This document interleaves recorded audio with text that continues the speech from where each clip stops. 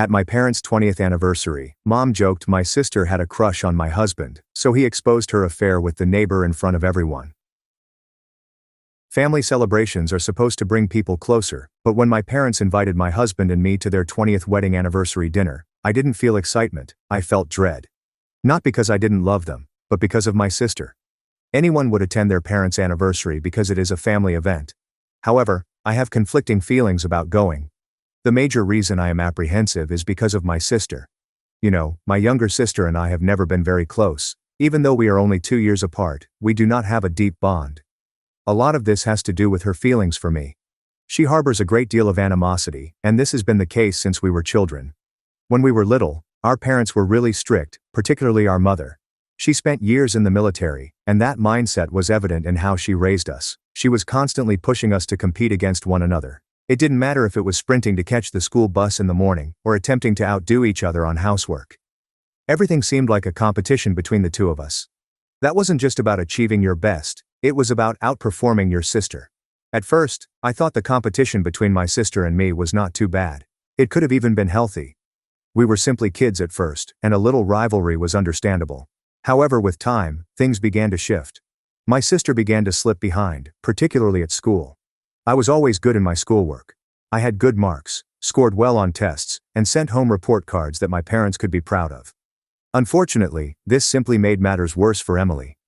Because I was doing well, my mother frequently compared herself to me. Emily faced harsh consequences when she failed to meet expectations. There were nights when she wasn't allowed to eat dinner, and other times she was forced to stand in a corner for hours until her legs gave out. I could tell how much it pained her, not only physically, but also emotionally. Mom repeatedly used me as an example. "Look at your sister," she said. "Why can't you be more like her?" She even made me tutor Emily, believing that if I helped her study, her grades would improve. I didn't mind helping. I wanted to, but it was difficult to aid her when she was under so much pressure from our mother. Emily didn't enjoy studying. It was not her thing. She was more of a fun and active child who enjoyed being outside, running around, and utilizing her imagination. Sitting still with a book bore her, no matter how hard they tried. Emily's continual comparisons and pressure began to take their toll over time. She began to resent me, and frankly, I see why. She felt like she was always a step behind and falling short, no matter how hard she tried. But I did not love being the center of my mother's attention. I despised it too. Not only did I feel awful for Emily, but I also felt pressured by my mother at times, such as failing a test or failing to meet her expectations. I was loud with my mother about Emily and what I saw, but it only resulted in me receiving a reprimand.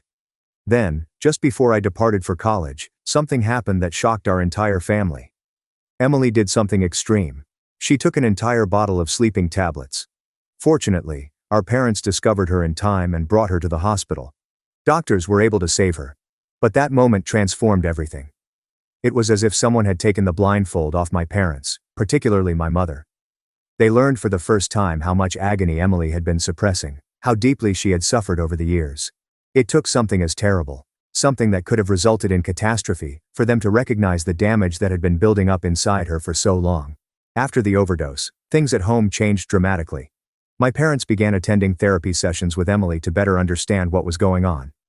Since then, they've handled her as if she were made of glass, as if one incorrect phrase or a little pressure might cause her to crack.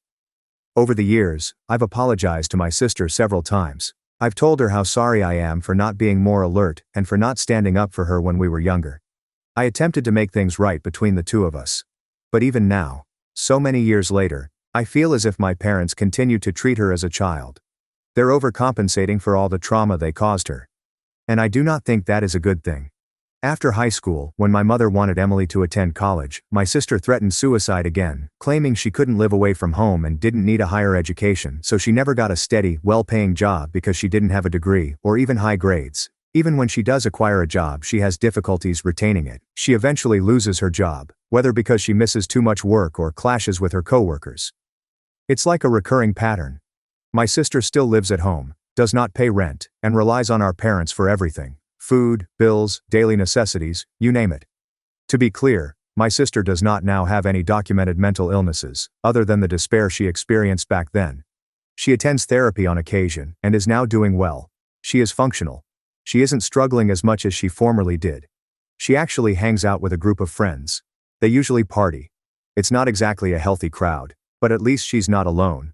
The only thing is that she does everything with her parents' money. That, I believe, is the most frustrating aspect for me. My parents never pushed, challenged, or asked her to accept responsibility. They are terrified. And I get it. They are terrified of pushing her too hard and having her do something dramatic again. She is fully aware of this. She understands just how to take advantage of that fear. Sometimes it appears that she takes advantage of it. So when they asked me to contribute money to help with their everyday expenditures, I had to decline. I know they are retired and do not have the same income as before. And since Emily does not contribute anything, it is evident that their funds will not go very far. But I can't keep sending them money every month to help when my sister lives as if she doesn't care about anything. Furthermore, there have been other circumstances, which I will discuss later, that have made it impossible for me to send them money. My hubby now understands my entire family history. He cannot stand my sister. And it's not only because she's my parents' deadbeat daughter. She's also made him uncomfortable on multiple occasions. You see, Emily is constantly flirting with my husband. She has been overly friendly towards him since the day she met him. She attempts to get close to him and even makes indecent suggestions. She justifies her actions by claiming to be lighthearted or nice. When I call her out on it, she downplays it, laughs, and acts as if it's a joke. What makes it much worse is how my parents react to these situations, including the one I discussed earlier. They do not recognize it for what it truly is. Instead of putting Emily in her place or supporting me, they simply reject it. They claim it's simply an innocent crush, like some foolish kid thing. They occasionally make subtle comments that appear to encourage her. For example, when my husband first met my parents, we all sat together and chatted. My mom suddenly said to my husband, who was only my boyfriend at the time, something like, "You are really funny. You know, you'd actually make a much better match for my other daughter Emily. You two have the same kind of humor." My father then weighed in, agreeing with her. He said to my husband, "Yeah, Emily is really funny. Someone like her would probably be more fun for you." Because my husband and I were taken aback by their comments at first, we assumed they were kidding and tried to laugh it off. But throughout the years, my parents have often mentioned that my husband would have been a better fit for my sister. It's like a repeating motif that they've never let go of.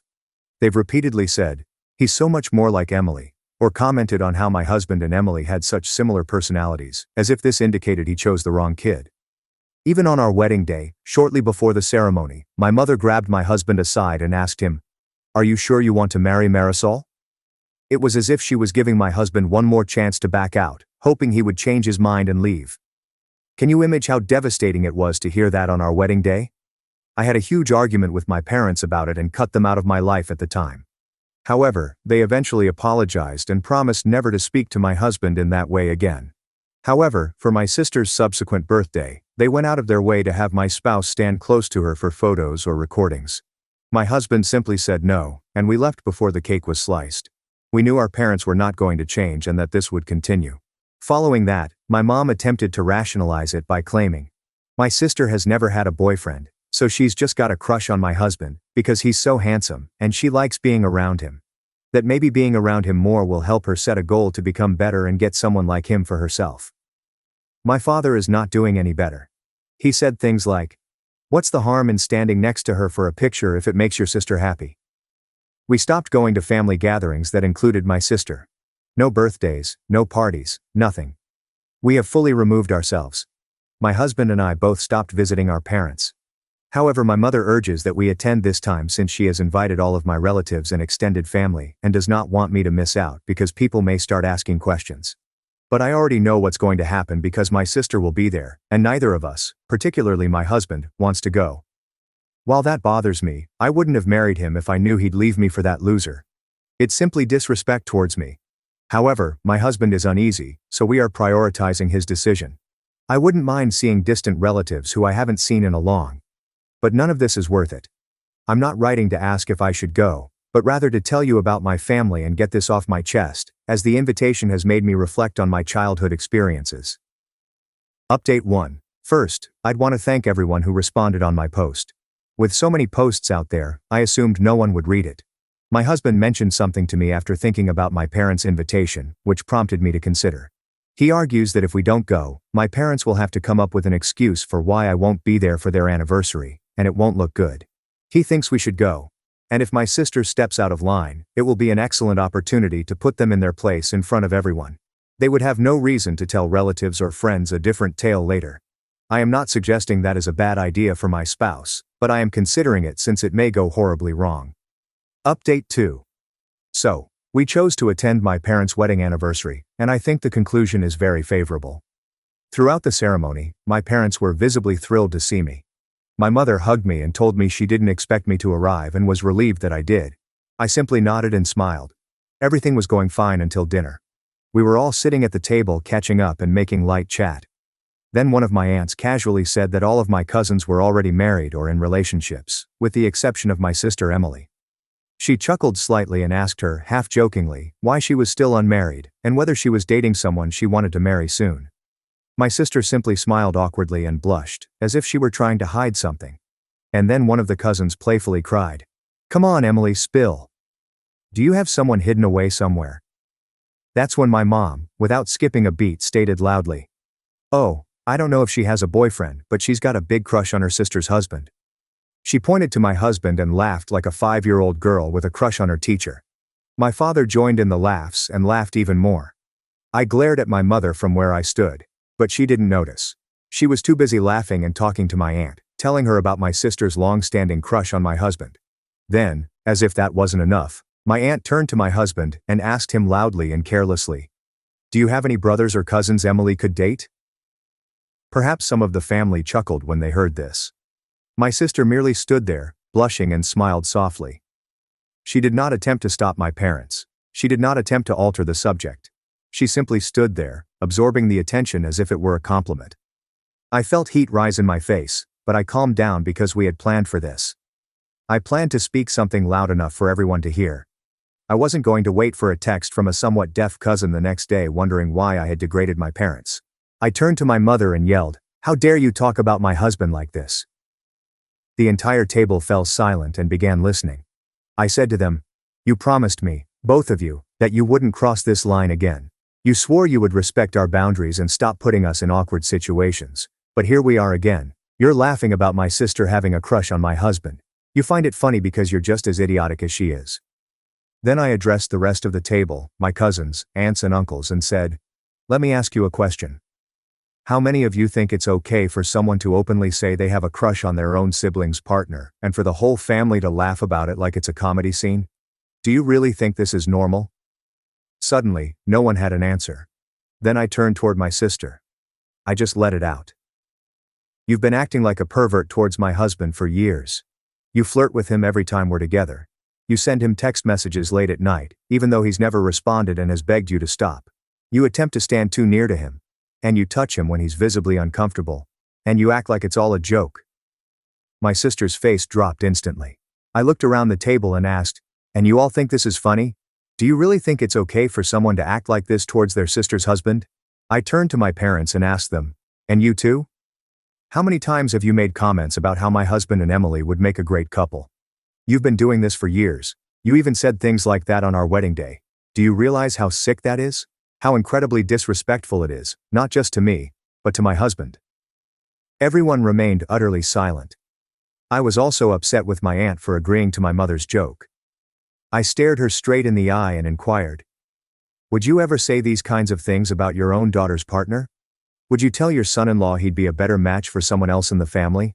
Would you let your daughter act like this towards someone else's husband?" She looked astonished before slowly shaking her head. "Exactly. That's what I damn well thought. So why is it okay when my parents do it to me?" My father looked like he was going to explode. His face was flushed, his palm tightened on the table, but I urged him, "Don't you dare say anything. Don't even try. I think Mom and your sister have excellent chemistry. Maybe they should be together too. Nothing. Just a thought. Always honest, right?" Naturally, he was furious after that. My mother, on the other hand, began to panic. She attempted to dismiss the incident in a trembling voice, claiming, "I didn't mean anything by it. Come on, it's not a big deal, it's just an innocent crush. We've always joked like that about your husband and Emily. I'm sorry, but it really is funny. And I wasn't trying to offend anyone." That's when my spouse, who had also practiced his part, approached my mother. "Oh, I get it. Since everything is a joke to you, I guess cheating on your husband years ago was just fun too, right? I think it's time for all of us to have a laugh. Come on, start laughing." all while motioning for them to laugh. My mother froze, wide-eyed. My husband kept going. I mean, I guess you also had an innocent crush on the neighbor, right? And I guess when you decided to sleep with him, it didn't mean anything. It was just for fun, wasn't it? What my spouse had said was entirely correct. This was an unpleasant little secret they'd held for years, hidden from everyone. My mother once cheated on my father with a neighbor, and when he discovered it, she begged him not to leave. He just stayed with me and my sister. He appeared to have forgiven her, or at least moved on.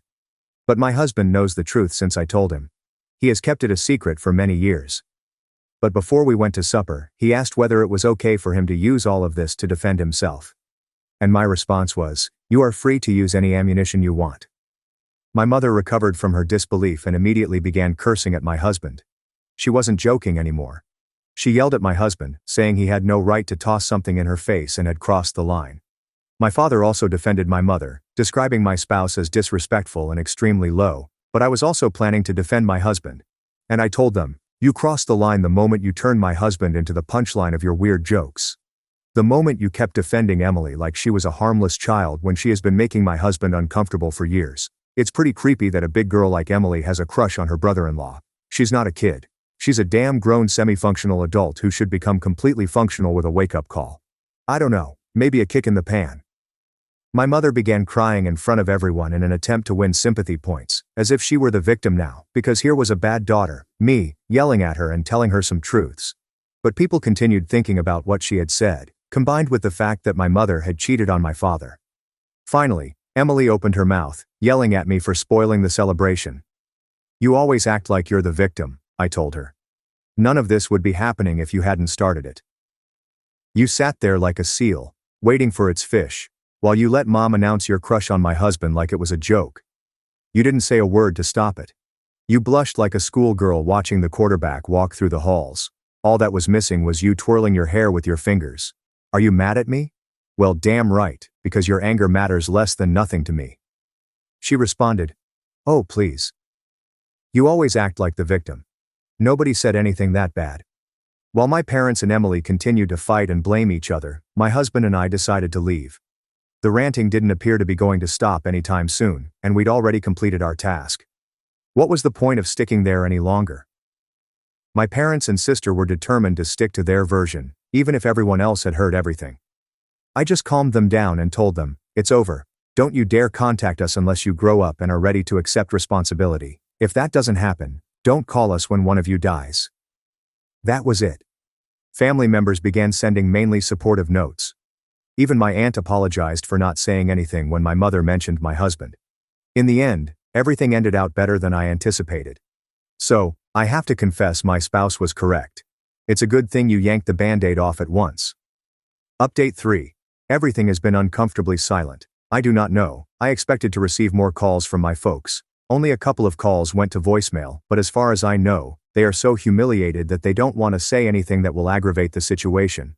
I listened to their messages, and they are quite calm compared to how we left the house the other day. I got it. They are scared we may explode again and reveal more secrets, but I believe we have said everything. We have not held anything back. Sure, we could have phrased it differently, but in the moment, that's how it came out.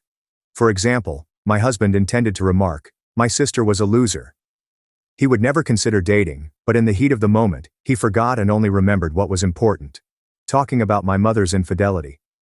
Looking back, I believe the evening was positive.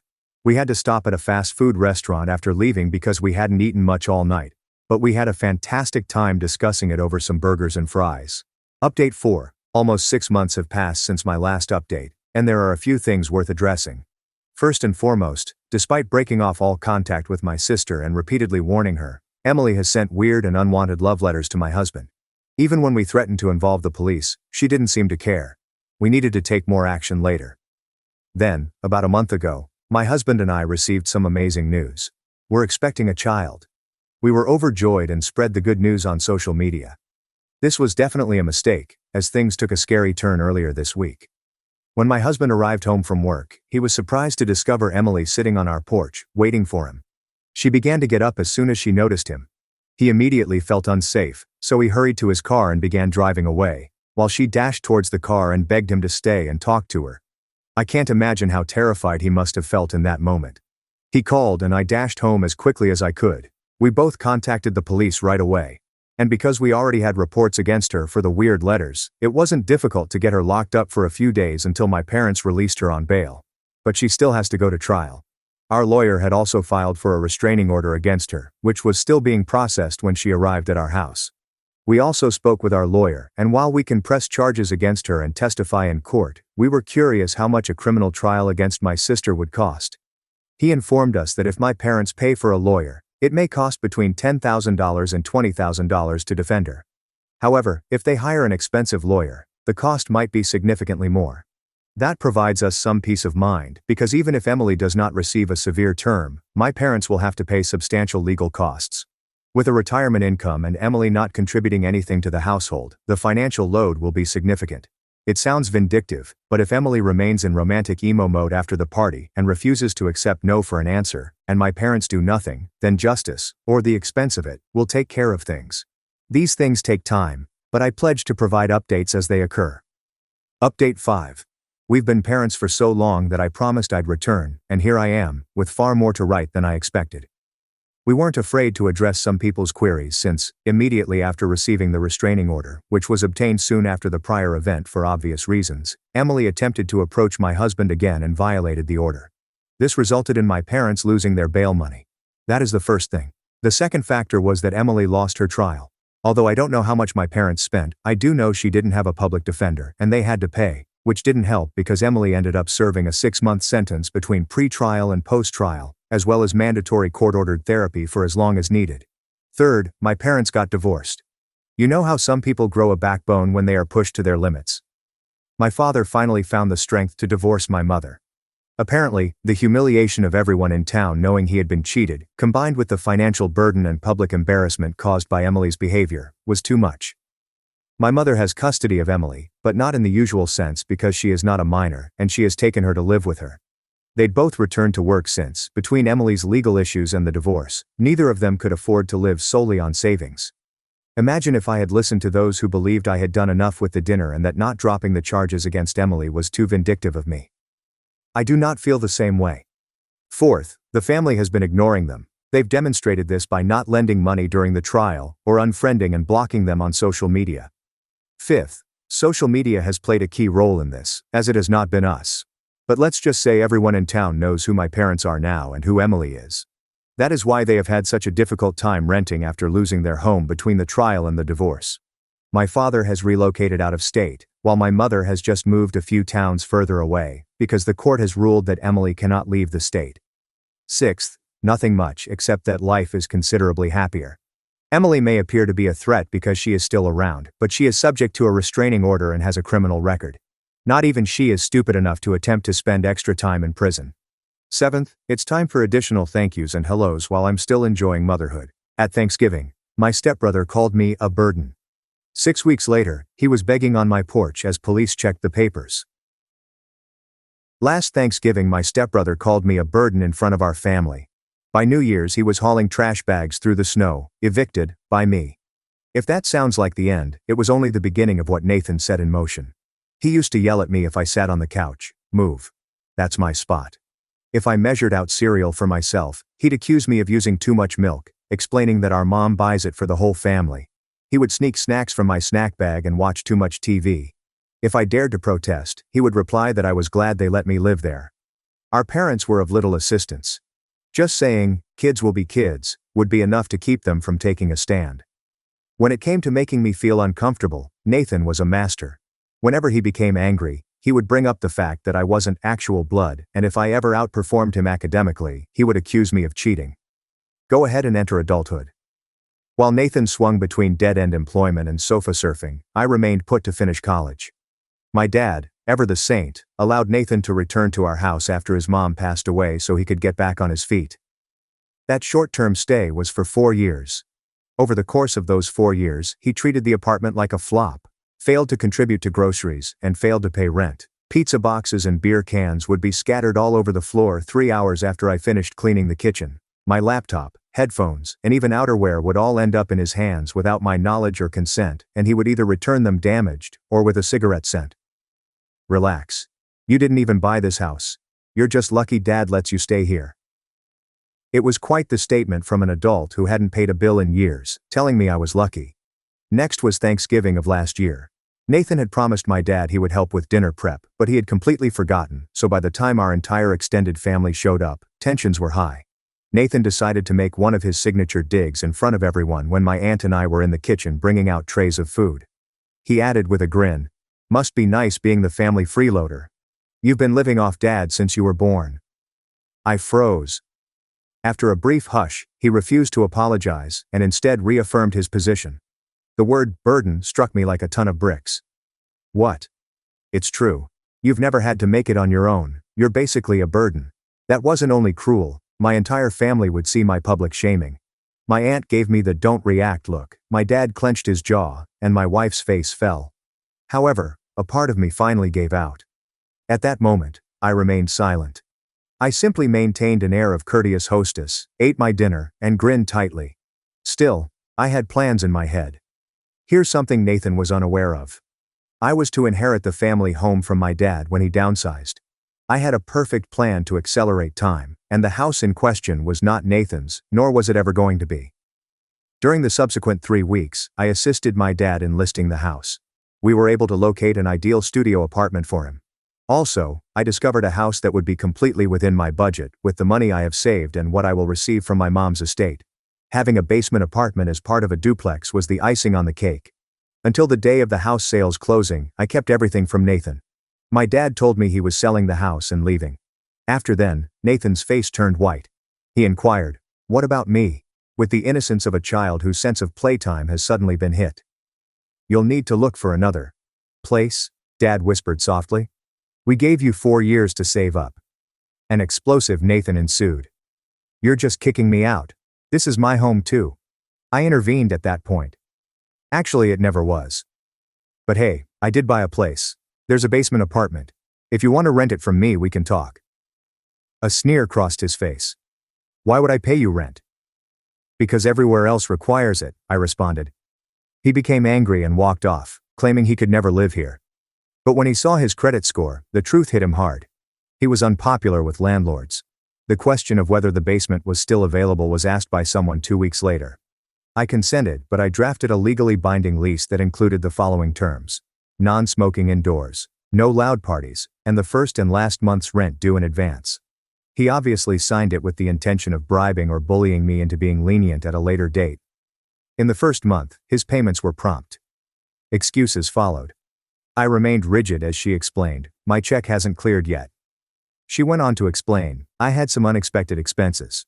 I was already 1 month behind by the middle of December. Half of the rent was handed to me on December 21st, and he stated, 'You know, I'll get it to you eventually. Don't be such a hard ass.'" I met his gaze and harshly proclaimed, "No, Nathan. I'm treating you exactly how you said I should be treated, like I'm not your family, just your landlord." I served the eviction notice on the tenant when the rent was still outstanding as of Christmas Eve. By January 2nd, he was legally required to have departed. Nathan, meanwhile, was out in the snow dragging his garbage bags full of possessions on New Year's Eve, while everyone else was partying. For an extension, he pleaded with me. When he publicly humiliated me by calling me a burden, I brought it up again. The following morning, I was startled awake by a hammering on my front door. To my surprise, when I opened it, Nathan and a police officer were standing there. Nathan appeared pleased, as if he had already won something, while the cop appeared fatigued. Before I could even say, "Good morning," Nathan began to inform the police that I had forcibly removed him from the house and taken his belongings from the basement. I kept my cool and politely requested that they both wait while I retrieved my documents. Sarah had her phone out and was following closely behind, filming everything for future reference. Along with the signed lease, the court-filed eviction notice, and the bank statements revealing all the overdue rent payments, I returned. The officer meticulously examined everything, but Nathan persistently interrupted, claiming that it was all false, and that family members do not engage in such behavior toward one another. After a while, the officer glanced up and informed Nathan that the eviction was entirely within the law. He then cautioned Nathan against wasting police time by filing false reports. I had betrayed him, and our dead parents would be ashamed of me, Nathan yelled out, and he went totally ballistic. He was threatened with trespassing charges unless he departed my property immediately, according to the police. Nathan spit on my porch as he went off. I locked the door, but my trembling hands made it difficult for me to secure it.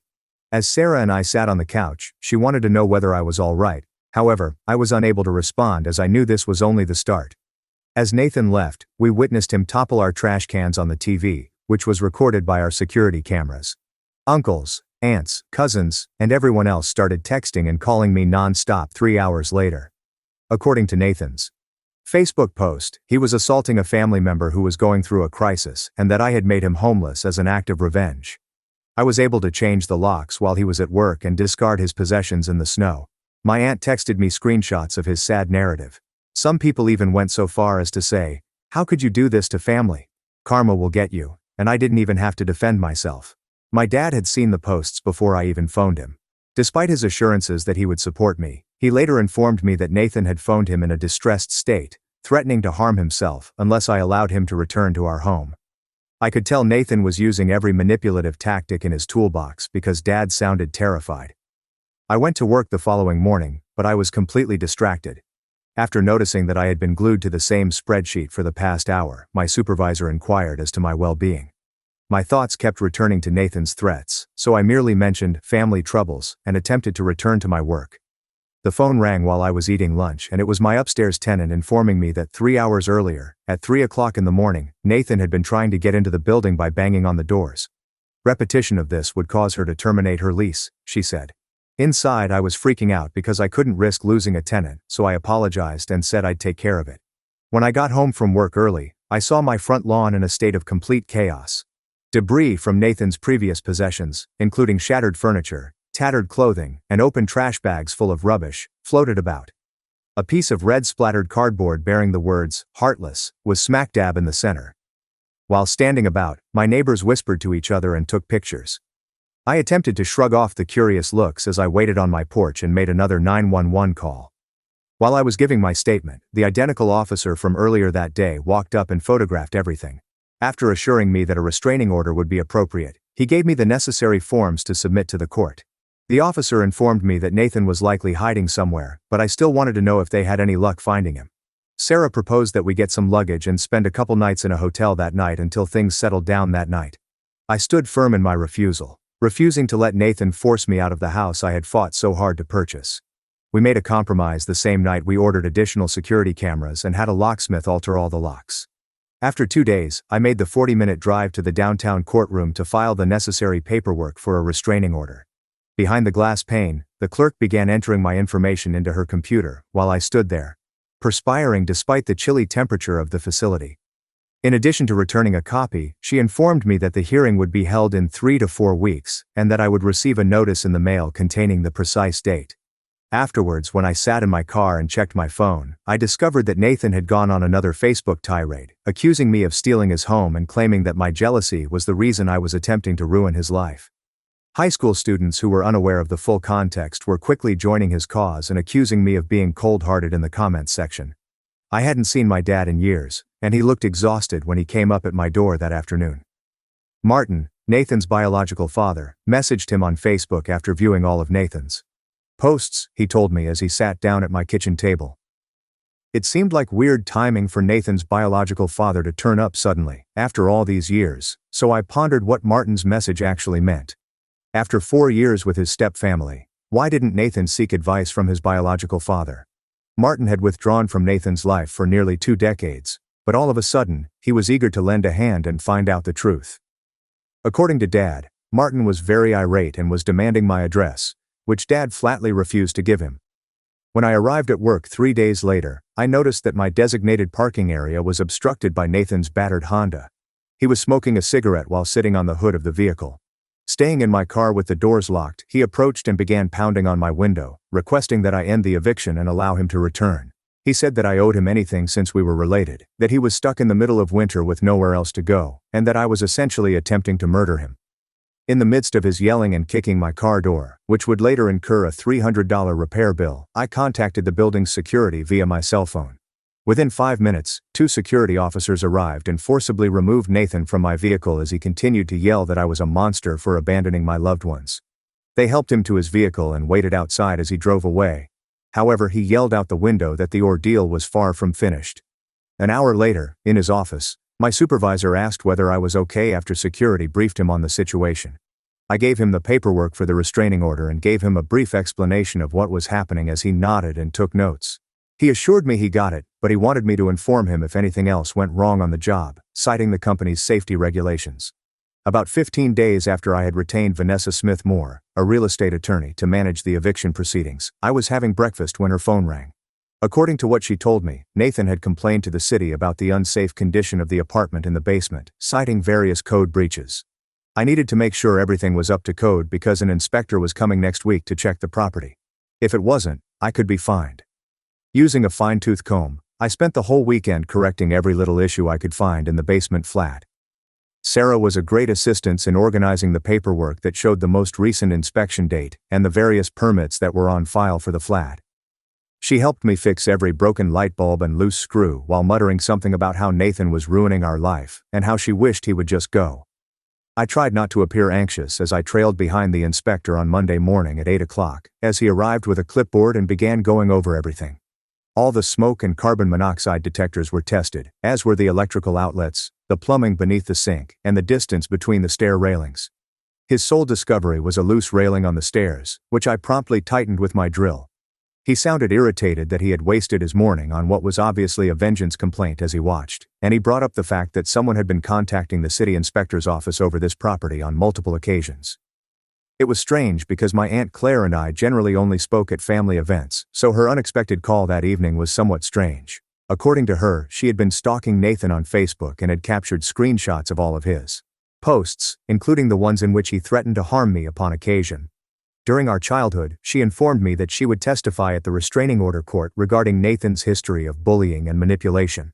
She recalled the Thanksgiving episode vividly, and stated that she had been repulsed by his actions, but had refrained from taking any further action because she didn't want to escalate the situation.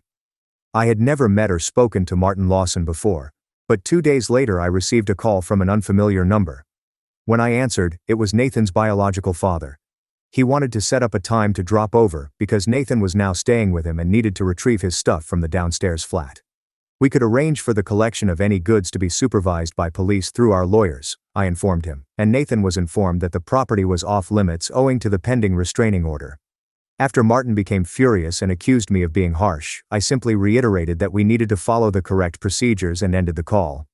Martin insisted that Nathan, being his son, deserved better treatment. Things had escalated to the point that I needed to meet with Vanessa at her office the next day to figure out what to do. I had brought copies of Nathan's social media posts and police reports from the different occurrences, and she sat behind her desk analyzing all of them. She cautioned me that, based on her experience, family arguments like these frequently lead to property damage or the fabrication of false claims in order to gain leverage, and she advised me to document everything going ahead. It was when money and property were at stake that she witnessed brothers accusing each other of assault, stealing, and worse. From now on, she instructed me to record any interaction with Nathan or anyone associated with him using the recorder software she provided for my phone. After 3 days, I was having lunch when my phone called and someone from Human Resources pleaded with me to visit their office immediately. Upon my arrival, I noticed an unusual expression on their faces. They informed me that someone had contacted them, alleging that I had used company cash to purchase my apartment. The email Nathan had provided included fabricated screenshots purporting to show money moving out of our business accounts and into my personal bank account. They displayed these to me in the email. Even though they didn't believe it, the HR manager insisted that they had to look into the allegations of fraud. In order to prove the source of my down payment, I devoted the following 3 hours to locating the relevant documents, including tax returns, mortgage papers, and bank statements. They promised to close the case after making copies of everything, but they threatened to use the legal system if Nathan continued phoning. My dad's voice was very angry as my phone buzzed as I walked back to my desk. Just now he learned that Nathan had phoned him, wailing about being homeless and in need of a deposit for a new place to live. My dad had wired him $2,000 because he felt horrible about everything. But later that night, a buddy of my dad's observed Nathan slinging money around the blackjack table at the casino and phoned my dad to see if everything was all right. My dad was heartbroken because he had believed Nathan was making an effort to improve his life. The restraining order hearing was 20 days subsequent to the eviction. I presented all of the documents that my attorney had instructed me to. Copies of emails, images of the damaged car, police reports, witness statements from nearby residents who had observed Nathan loitering on my property at odd hours, and recordings of his threatening voicemails. Along with Martin, Nathan brought this individual from his previous employment, who seemed to believe all of the sad stories that Nathan had told him. Even before we began, the judge appeared exhausted and the courtroom was hot and cramped. First, Nathan went on the offensive, accusing me of having orchestrated his failure with an impossible lease, and of having planned this entire ordeal since Thanksgiving in order to exact revenge for a single remark. Real tears streamed down his face as he accused me of ruining his life and turning his entire family against him. He said he was merely attempting to stay alive as I subjected him to psychological torture. Until the judge ordered him to remain silent unless summoned as a witness, Martin did little more than nod and attempted to remark on how good Nathan was. When my turn came, I simply brought out the facts with all the paperwork I needed, outlining the sequence of events, the rent that was late, the property that was damaged, and the harassment that ensued. After what seemed like an eternity of consideration, Judge Harper issued a mutual restraining order prohibiting any form of contact between us and forcing us to maintain a 500-foot distance. While Martin attempted to drag Nathan toward the door, Nathan sprung to his feet and yelled that this wasn't over. While making an online bill payment a week following the restraining order, I saw some strange transactions on my credit card statement. Online gaming expenditures, memberships to adult websites, and purchases from electronic stores I'd never been to made it into the tally.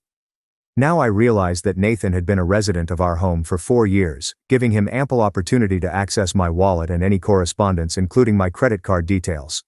I wasted the next 4 hours contesting every single charge from the past month and submitting fraud reports after phoning the bank to freeze all my cards. My money might not be returned for weeks, according to the bank, who indicated they will investigate. That night, Sarah frighteningly approached me with her laptop, showing me the emails she had been receiving from anonymous accounts. In them, there were images of me shot all over town, including at the gas station, the grocery store, and in my work uniform. Among the notes were the following: "He's not who you think he is, and more revelations coming soon." The images ranged in proximity, with some clearly shot from a distance, and others so near that whomever took them had to have been trailing me for days. We reported it to the authorities, but they stated they couldn't do much except record it in the restraining order file in the absence of evidence linking Nathan to the incident. The following day, I changed all the locks, set up surveillance cameras around the home, and began taking a different route to work. Sarah advised that we consider relocating to a place that Nathan wouldn't be aware of because he constantly checking the windows in the middle of the night. Despite my desire to maintain my position, I could sense her growing fear. To be honest, I was also beginning to feel paranoid. I used to sit in my car after work and stare into the mirrors, making sure no one was following me.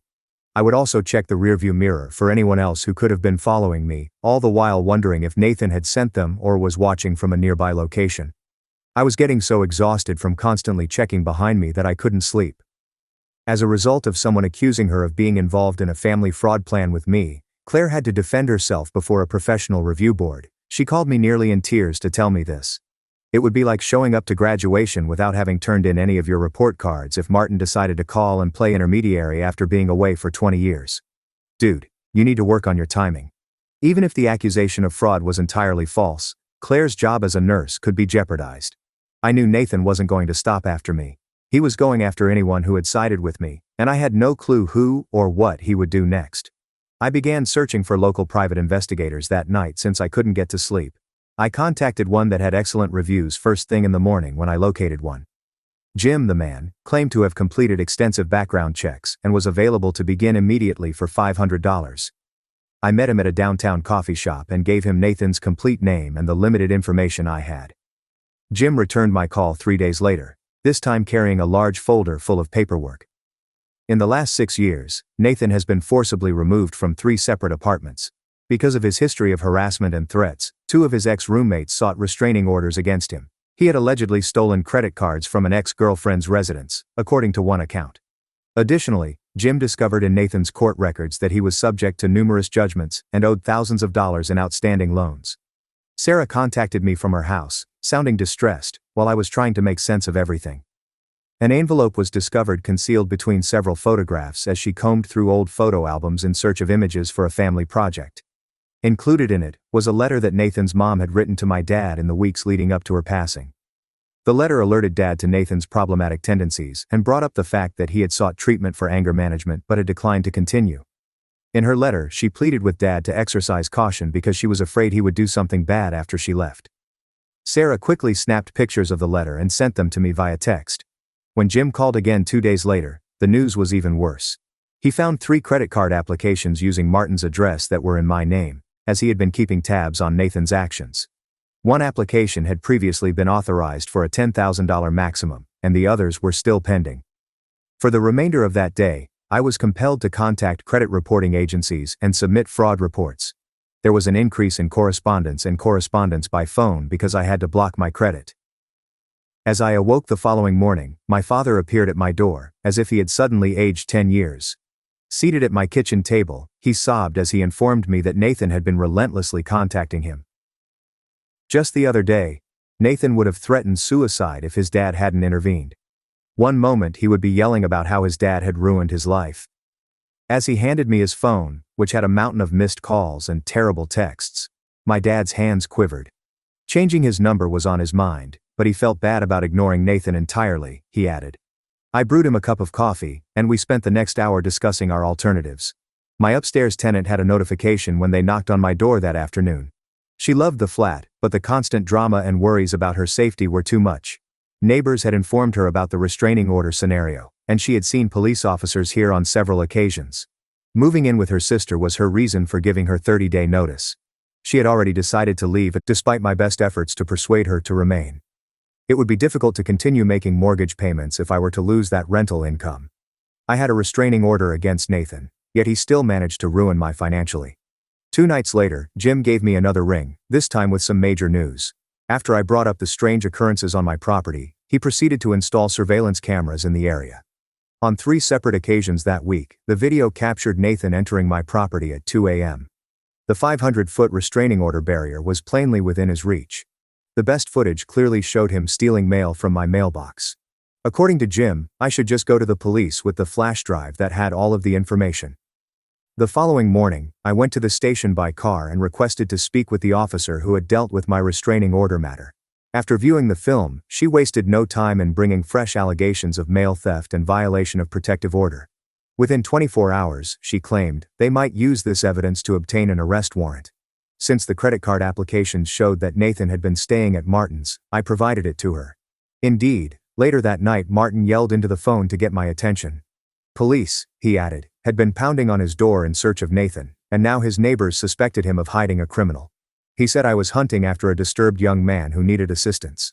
According to him, Nathan had spilled the beans about how I had betrayed his family by stealing their home and turning them against him.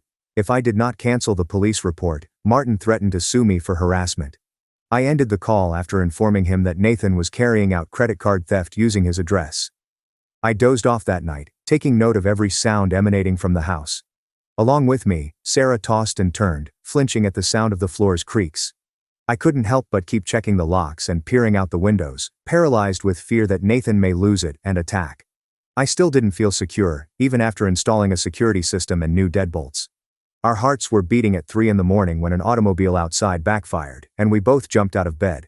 The 2 of us were unable to recover from that night's sleep. While we waited until dawn, we did nothing more than lie there in the dark. The long-awaited call finally came 2 days later. That morning, at Martin's house, the police had detained Nathan. Bank statements, a credit card offer, and other items of my mail were discovered during the search of his backpack, which was conducted as part of the arrest. Additionally, 3 forgeries bearing my name and address, but featuring Nathan's likeness were discovered. He faces allegations of identity theft and violating a restraining order, according to the police. Therefore, he is being held without bond. According to her, I should expect to hear from the prosecutor regarding the filing of further charges and my potential testimony at trial soon. The courthouse contacted me 2 days later to inform me that that afternoon was Nathan's bond hearing. Sitting in the back row, Sarah and I watched as Nathan shuffled in, dressed in orange prison garb and handcuffed. Nathan felt his cheeks flush as the judge set bail at $10,000. Martin, who was seated 3 seats ahead of me, simply shook his head and left the courtroom when the judge inquired about those who could post bail. Afterwards, I learned that Martin had found out that Nathan had pawned his mom's jewelry collection for drug money after stealing it from his apartment. I had my first 8-hour sleep in weeks that night.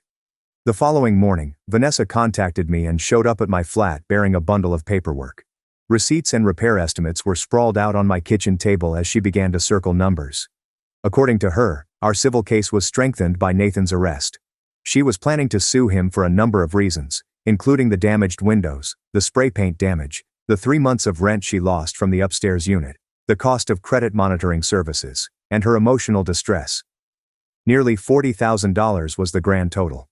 She claimed that Nathan would be unable to rent a suitable place for years to come due to the ruling, even if he never paid a dime. Later that night, Sarah cooked pasta while the rest of us sat around the table and completely avoided discussing Nathan. While perusing her phone's vacation options, she informed me of a promotion she had received at work. In the spring, we discussed the possibility of a trip to Hawaii.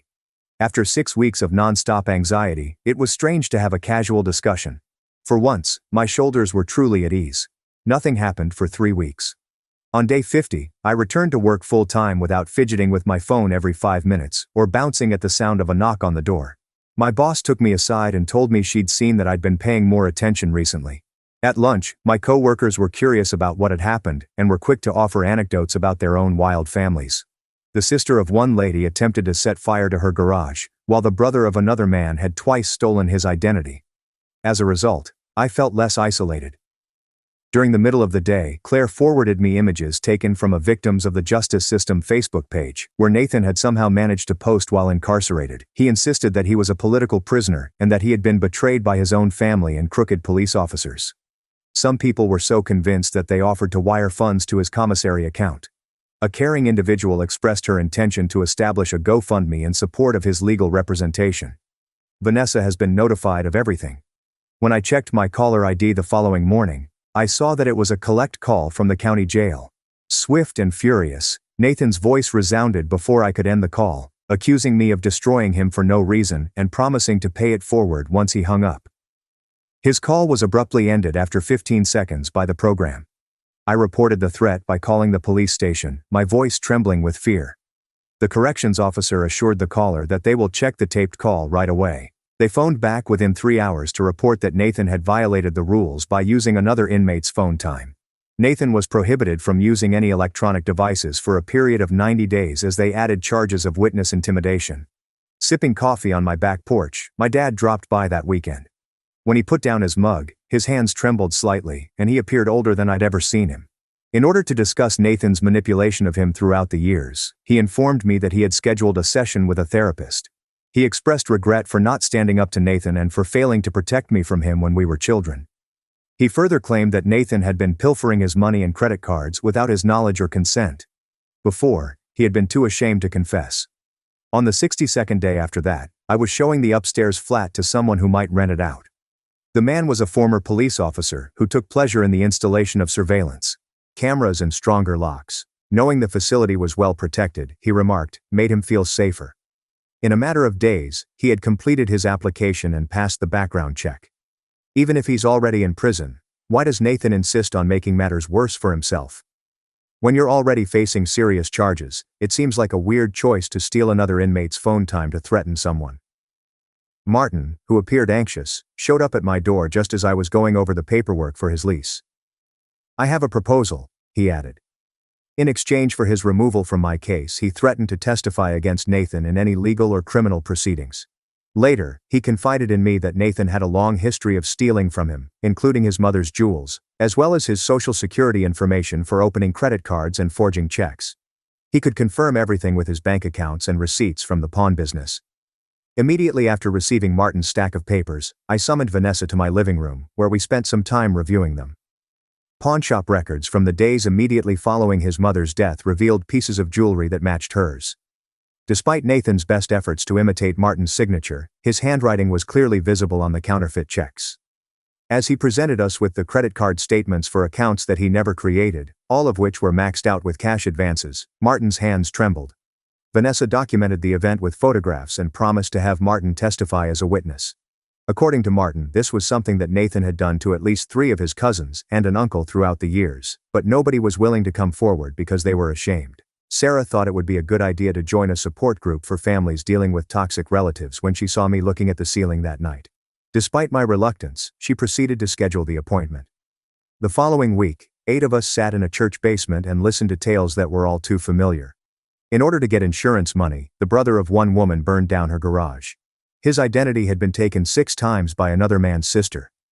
Nathan wasn't simply nasty, he was dangerous, as I learned from their accounts. A sheriff's van pulled up to the courthouse 3 days later as I drove past it for work. Inmates bound and wearing orange jumpsuits were being unloaded.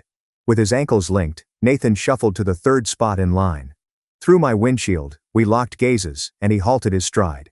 Even as the security behind him shoved him ahead, Nathan persisted in looking at me. In a motion that appeared to be, "You're dead," he was forcefully pushed through the door by the guard. The trembling in my hands was so intense that I had to stop. 3 months later, that afternoon, I received a call from the prosecutor informing me that the trial date had been set. We had footage of Nathan's assault, vandalism and threats, yet he pled not guilty to all charges. The defense attorney representing him appeared little older than 12 years old and fumbled with documents all over the courtroom. Nathan, she added, was defending a horrible client who had a knack for letting attorneys go. After 2 weeks of relative silence, my cousin phoned to find out whether I had indeed stolen Nathan's fortune. That same query was later texted by my aunt. Nathan, it turns out, was composing letters to all of his relatives from behind bars, informing them that I had deceived Dad into selling the house and keeping his portion. While the majority chose to disregard him, a select handful began to inquire. The house deed was never in Nathan's name, so I had to send copies of that. A morning, Vanessa contacted me to share the exciting news that she had made a monumental discovery. 2 more states have fraud and theft warrants for Nathan. One of them was from when he was 9 years old, and still living with his ex-girlfriend, when he emptied her bank account. The second one dates back 6 years to his time when he stole sensitive client data while employed at a vehicle dealership. She had already begun discussing the possibility of merging evidence with the local prosecutors. The identical scams kept happening in several cities for more than a decade. I was asked to meet with the prosecutor so I could rehearse my testimony in advance, in case Nathan managed to provoke me while I was testifying. I was interrogated for 3 hours in her office by her assistant, who pretended to be Nathan and asked me horrible questions regarding my mom's death and whether I felt jealous of him. I learned from her to always speak at a normal volume and to count to 3 before responding. I felt like I could take a punch at the end.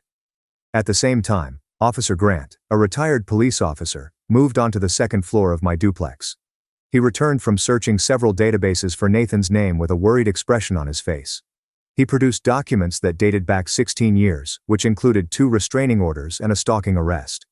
He beefed up the security on my doors with more locks and set up a network of cameras to monitor the entire property. Sarah, who was having trouble sleeping, proposed that we seek couples therapy as a means of coping with everything. We hadn't processed anything in months while in crisis mode, the therapist helped us realize. The family members who were incessantly inquiring about Nathan prompted us to begin exercises in improved communication and boundary setting. Even after using it, Sarah's anxiety over the phone continued. After going through her mom's old computer, Claire discovered emails from Nathan's parents and decided to contact him. A number of family members were warned about Nathan's behavior through emails written over a period of several years. She detailed her fears that he would harm someone, how he would steal from her purse, and how he would threaten her if she refused to give him money. She expressed fear of being alone with him in an email sent 7 months before to her death. Without delay, Claire sent all relevant documents to Vanessa and the prosecutor. According to the emails, this behavior had been going on for a while and had only become worse. Concerning a possible plea bargain, Nathan's public defender contacted me 3 days following Claire's emails to the prosecutor. In exchange for my dropping the civil complaint, he claimed Nathan would admit guilt on the reduced charges. No way. Nathan needed to face everything he'd done. Despite the lawyer's attempts to persuade me that it would save everyone time and money, I declined. Regardless of the outcome, Vanessa wholeheartedly supported me and stated that our case was solid. In his deposition, which took place around 1 week later, Martin made some stunning statements. He informed the attorneys that Nathan had stolen money from his dying grandmother's pocketbook. He detailed Nathan's 3 work terminations due to theft from cash registers. When Nathan threatened a colleague who had caught him taking tools, Martin even had copies of the police reports from that incident. When the attorney questioned Martin about Nathan's lack of contrition, Martin simply responded with laughter, saying that Nathan was quick to place blame on others. I went to clear up the basement flat that weekend, and it was far worse than I had anticipated. There were holes the size of fists that Nathan had pounded into the wall behind the posters. There were a lot of loose or broken fixtures in the bathroom. The carpet had the signs of cigarette burns. I discovered several items that provided insight into his conduct, including empty bottles and drug paraphernalia under the bed. For Vanessa's benefit, I documented the situation with photographs and a detailed inventory of the damage. Even with such little flat, the estimated repair costs were about $10,000. A strange alert about an attempt to access my Facebook account came up on my phone as I was coping with all that. The computer lab of the county jail was the supposed source of the security alert. As soon as I realized what had happened, I contacted Vanessa and changed all my passwords. Even from behind bars, she implied Nathan was likely attempting to provoke me. I was notified by her phone the next morning that cyberstalking charges had been added by the prosecutor. It is likely that Nathan's attorney sought a psychological evaluation in the hopes that it would bolster his client's case. Nathan didn't get good news when the findings were in 2 weeks. His narcissistic antisocial personality disorder was the diagnosis of the psychologist. His lack of regret and apparent intent to continue his current course of action were highlighted in the report. It essentially validated the general consensus about him. When Vanessa called me one afternoon, her voice betraying her concern, things began to spiral out of control. Through her office, Nathan's cellmate had attempted to contact her with details regarding Nathan. The man claimed that upon leaving, Nathan discussed the possibility of hiring assailants to destroy my duplex. My initial assumption was that the cellmate might be faking it for some ulterior motive. Unfortunately, Vanessa later sent me images of Nathan's scribbled notes, which the inmate had taken. The notes had my address, specifics regarding the duplex arrangement, and even suggested times when I would be available at work to accomplish it. Reading about Nathan's schemes to ruin what I had worked for made my hands tremble. Shortly after Vanessa presented all of the evidence to the prosecutor, the FBI became involved. 2 agents arrived to question me regarding the dangers and Nathan's background. They made it sound like a federal offense, taking the matter very seriously. Nathan faced increasingly serious charges, which in turn increased the length of time he may spend behind bars. I got a call from my dad that night asking if I could spend the weekend with him for dinner. He was sobbing uncontrollably at the table when I arrived. He insisted it was his fault that I had allowed Nathan into my life, and he apologized over and over again. I informed him that Nathan was not to blame because he made his own decisions. When I was a kid, my dad said he should have looked out for me more. While holding his hand, my wife praised him for being a dedicated father. As a family, we sat down and enjoyed the remainder of our meal together, just as we should have. A few days down the road, Vanessa formally filed the lawsuit seeking damages of $75,000. She detailed the monetary losses, emotional suffering, legal bills, and damaged property as well as the rental revenue that was lost. Our odds of winning the civil case, she indicated, were quite excellent, even though Nathan was likely to be convicted on the criminal charges. Even if Nathan is unable to pay at this time, I may still be able to collect from him in the future because the lawsuit would be attached to any profits he may have. Even though Vanessa was sure we would win, she cautioned me that collecting the funds would be the most challenging aspect. It was clear that Nathan had no assets, yet the verdict would still pursue him for a long time. At the same time, additional evidence continued to mount in the criminal case. The trial did not begin until 3 months later. As I sat down behind the prosecutor's table in that courtroom, I wore my one suit and gingerly shook my hands. I was surprised by how cramped the area was. The wood paneling and the stiff benches forced everyone to sit up straight. Looking straight ahead, Nathan sat at the defense table in his orange jumpsuit as his lawyer said something to him. As he plans home renovation projects utilizing matches, Nathan plays jailhouse pen pal with the entire family tree. From behind bars, the man has more plots going than a jail chess club. Standing up and making my way to the witness stand, I fought the urge to look into Nathan's intense, penetrating eyes as they summoned me to testify first. From the eviction onward, the prosecutor wanted me to tell the jury everything that had transpired. I went into detail about everything Nathan did for about an hour. There were rotting animals on my porch, shattered windows, menacing notes, and he would simply stand by my side as I worked. Even when I had to narrate the night he attempted to break into our house while Sarah was home alone, or the night I found my car on fire, I kept my voice calm. I could feel the muscles in Nathan's jaw clenching as his face turned redder and redder as I continued talking. Even though I had photographs and police documentation for everything, my defense attorney attempted to make it appear as though I was embellishing or fabricating. Sarah began to cry within the first 5 minutes of her testimony the following day. She described her inability to sleep, her jumping at the sound of any outside noise, and her forced resignation from her employment due to her fear of being alone during the day to the jury. During Sarah's account of checking the locks 11 times before bed, or phoning me in tears from the closet because she feared she heard someone trying the doorknob, the female jurors kept staring at each other and shook their heads in agreement. After that, Claire stepped up and wasted no time getting her point out. During that Thanksgiving dinner, she informed them that Nathan had termed me a burden. However, Mom proceeded to reminisce about our childhood, bringing back memories that I had nearly forgotten. Whenever she had the chance, she brought up the fact that Nathan would tell me I wasn't genuine family, smash my things and then blame me, and even put bugs in my bed. Even the time Dad told our parents I was going to run away after locking me in the basement for 7 hours when I was 8 years old, was brought up by her. When Mother told the jury about how Nathan would take my lunch money and then make fun of me when I was hungry at school, they seemed surprised. The most impactful part, though, was my dad's testimony. His voice quivered when he was compelled to affirm his honesty, and Martin appeared to have aged 10 years when he made that stand. He detailed Nathan's years of financial theft, deceit, and manipulation for the jury to hear. Then he revealed Nathan's dark secret. He intended to ruin my life in retaliation for being evicted. Listeners in the gallery let out a gasp as Martin read aloud from Nathan's text messages, in which the latter threatened to make me pay, and expressed sorrow about my involvement with him. The majority of Nathan's attorney's objections were sustained by the judge. The turning point arrived at that particular second. Nathan insisted on testifying. Even though his attorney warned him against it, his impending explosion was obvious the moment he stepped onto that platform. Just 2 inquiries from the prosecutor caused Nathan to utterly lose it.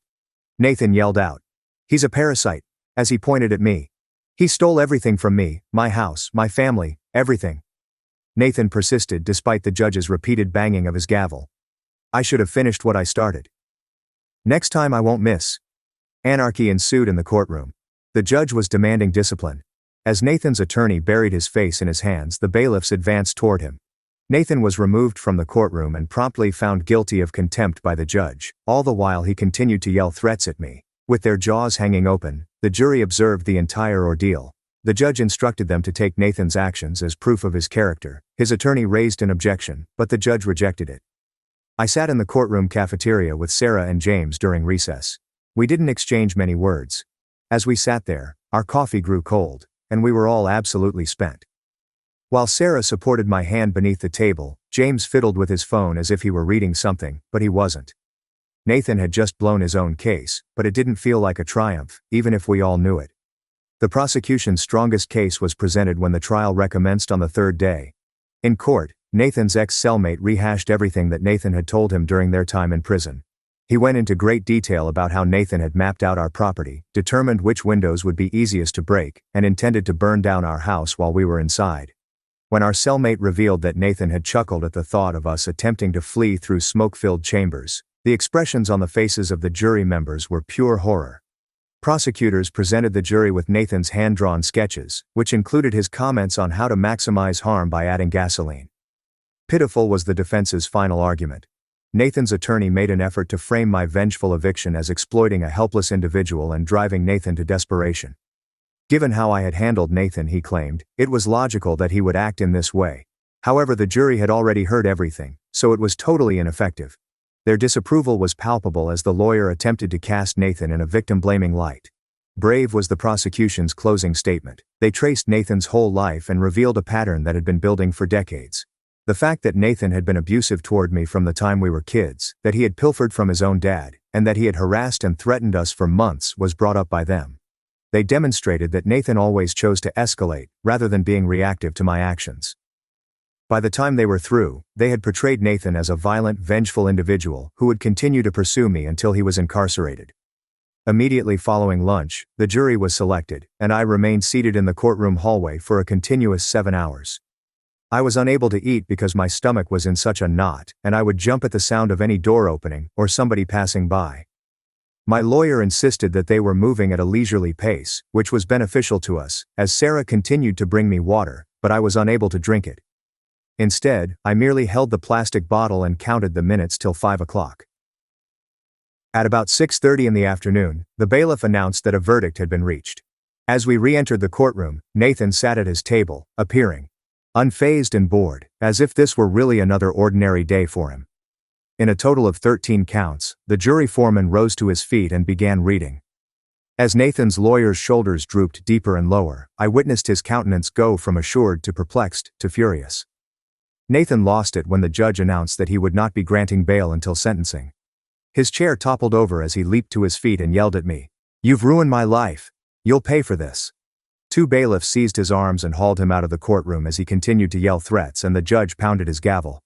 Before it all hit me at once, I got it to the parking lot, and I simply collapsed against Sarah's car. As she cradled me and massaged my back, I let out a torrent of trembling sobs, the culmination of months of anxiety and worry. My tears were not of sadness, but of immense relief, as if my entire being were releasing a burden that had weighed me down for an eternity. The local news covered the matter again 2 weeks later, this time highlighting the dangerous spiral that may occur when family harassment and fraud are left unchecked. Seeing it covered publicly validated my feelings, that I wasn't crazy or malicious for protecting myself, even if I declined their interview requests. 3 weeks subsequently, the sentencing hearing took place, and the judge spent 21 minutes reviewing Nathan's remorseless psychological evaluation, Sarah's and my victim impact statements, and Nathan's extensive record of comparable conduct before announcing a sentence of 5 to 7 years in federal prison for all charges. In a chilling turn of events, as the bailiffs shackled Nathan and prepared to remove him from the premises, he locked eyes with me.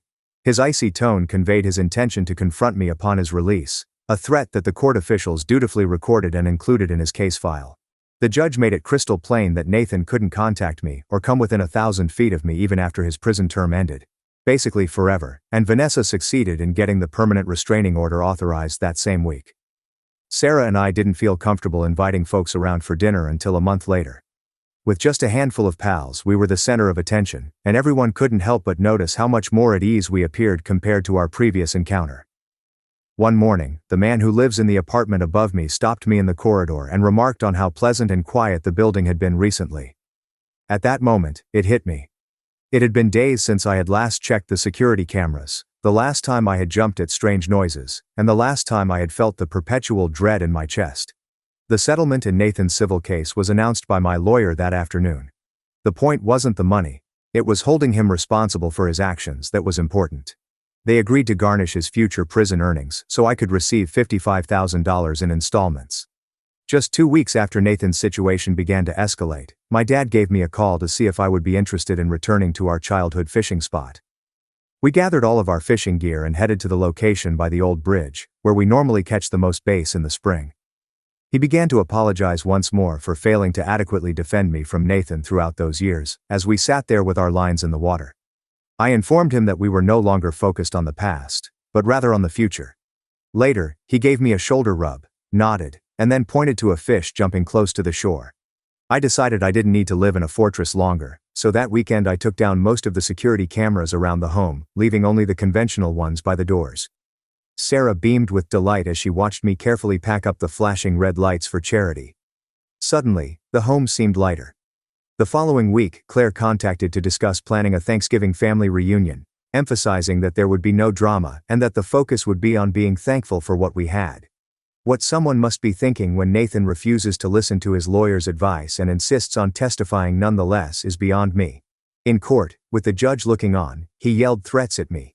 His prediction is intriguing to me.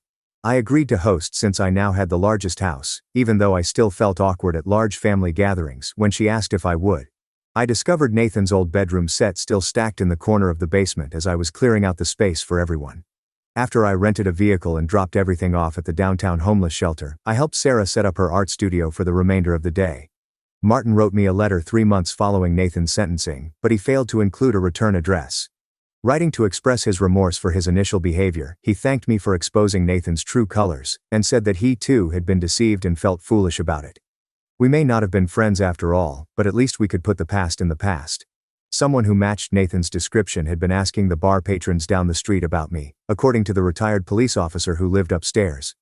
I received a knock on my door one afternoon about this. He reassured me that there were people watching out for me, but it turned out to be one of Nathan's former drinking companions, and not Nathan himself. My pulse skipped a beat before he continued. The therapist informed Sarah and me that we hadn't needed to continue coming to couples therapy any longer because we'd gotten stronger through everything. Sarah and I attended our last session the week after that. Together, we knew we had survived the worst and emerged stronger as we left that office, our hands intertwined. After that, things gradually returned to normal. I still went to work, got home and worked on household projects on weekends, but I no longer jumped at every sound or checked over my shoulder. Once I stopped letting what Nathan had done to me define who I was able to stop dwelling on him constantly and get back to being myself. Every single member of the family came up at our house on Thanksgiving. My toast came after supper, and I got up to make it. I discussed the importance of maintaining strength in the face of adversity, the value of establishing limits, even with loved ones, and the bravery required to confront bullies head-on, emphasizing that the effort is always worthwhile. While everyone else lifted their glasses, Claire dabbed at her eyes.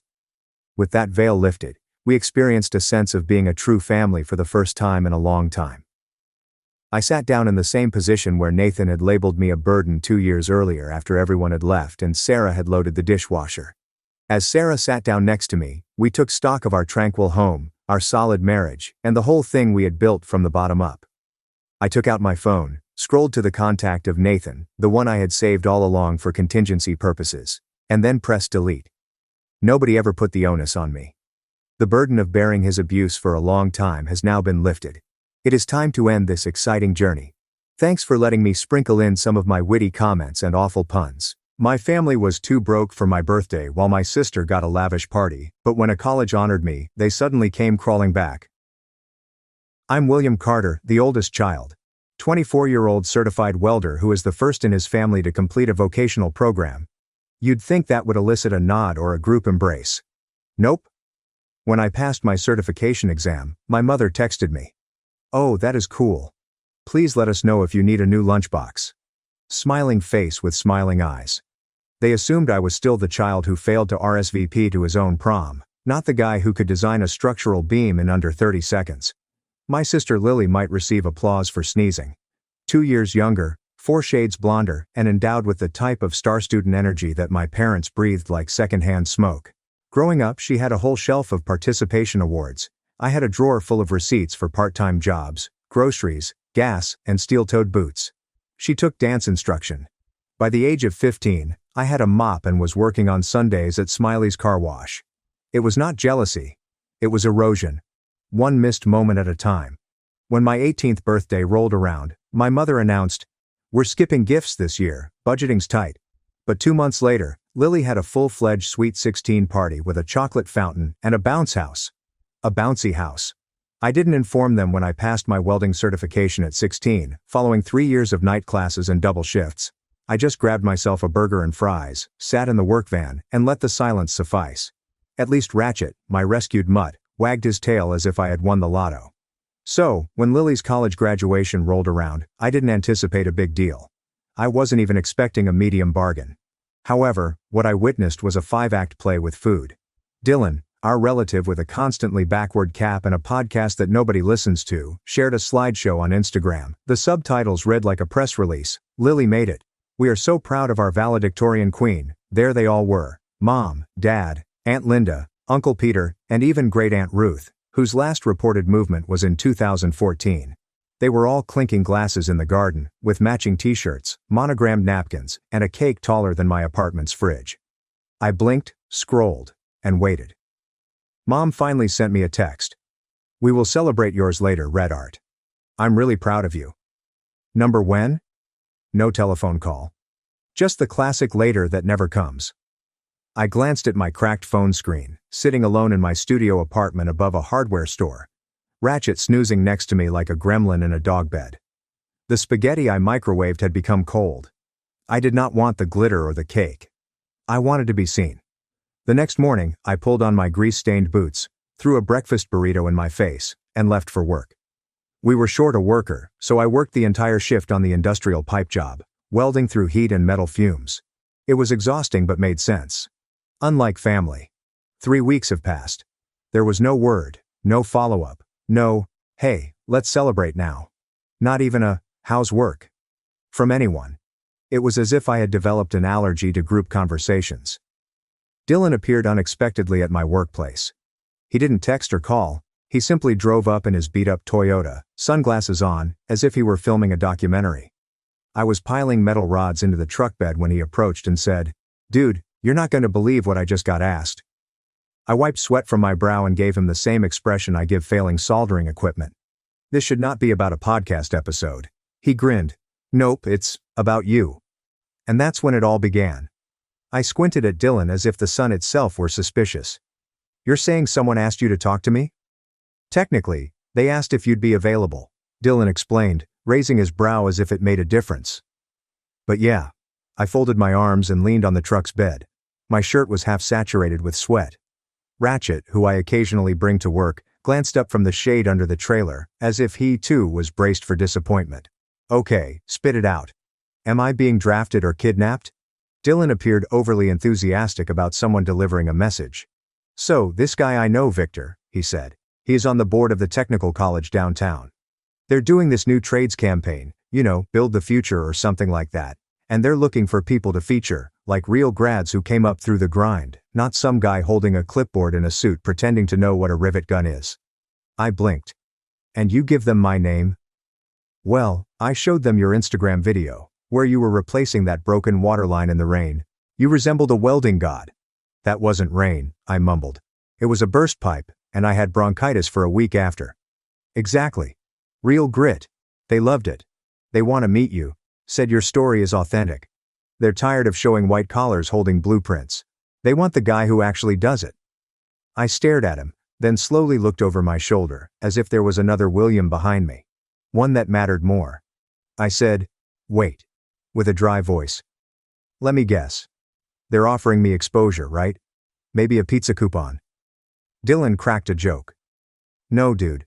There's a stipend. Like $2,000. Plus, they'll feature you on all the college's ads, posters online, maybe even a billboard if they raise the budget. I hadn't noticed, my inner monologue quickly joined in. They want to put my name out there, literally and publicly, which, ironically, was something my own family never did. I glanced down at my grease-stained boots. The tools clinked behind me as the other guys loaded up. The idea seemed absurd. Me. A walking afterthought at every holiday dinner. Being asked to represent something. What's the catch? I inquired, half laughing, half serious. No catch. They just want to meet you first. See if you're comfortable on camera. You just share your story. Maybe do some shots of you welding. Talking about your journey. Show people that not every success story wears a tie. I didn't respond promptly. Instead, I reached for my thermos, took a long drink of lukewarm coffee, and reflected about my graduation. I just stood there alone in a half-empty auditorium, holding my rolled-up certificate. No one applauded or cheered my name. And now some strangers want to place me on a billboard. I cleared my throat. Fine, I said. I'll go to the meeting. But if this turns out to be a pyramid scheme for selling toolboxes to grandmothers, I'll weld your door shut. Dylan smiled as if he had just pulled off a magic act. Deal. And believe me, this is going to be massive. The meeting was held 2 days later at the community college's main building. I'd never been there before. My welding program was located across town in a renovated warehouse that smelled of rust, perspiration, and accomplishment. This place had espresso machines and potted plants. Dylan had to counsel me on not showing up in my work boots. I wore pants and the nicest polo I possessed, which still had a fading bleach mark at the sleeve. I entered that meeting room feeling like a construction worker at a yacht club. But they greeted me as if I were a headline speaker. The campaign coordinator, Naomi, posed thoughtful questions. Victor, the board member, had already learned half of my tale via Dylan. They inquired about my shifts, training, and what I wish people knew about trade labor, and I did not sugarcoat anything. I told them about working late, choosing tools over textbooks, and seeing my sister receive standing ovations for honors I had no idea existed as I patched up rusted plumbing in a basement that smelled like damp carpet and regret. They listened. When I finished, Naomi smiled and added, "We'd be honored to feature you." That night I sat in my apartment with Ratchet curled up next to me.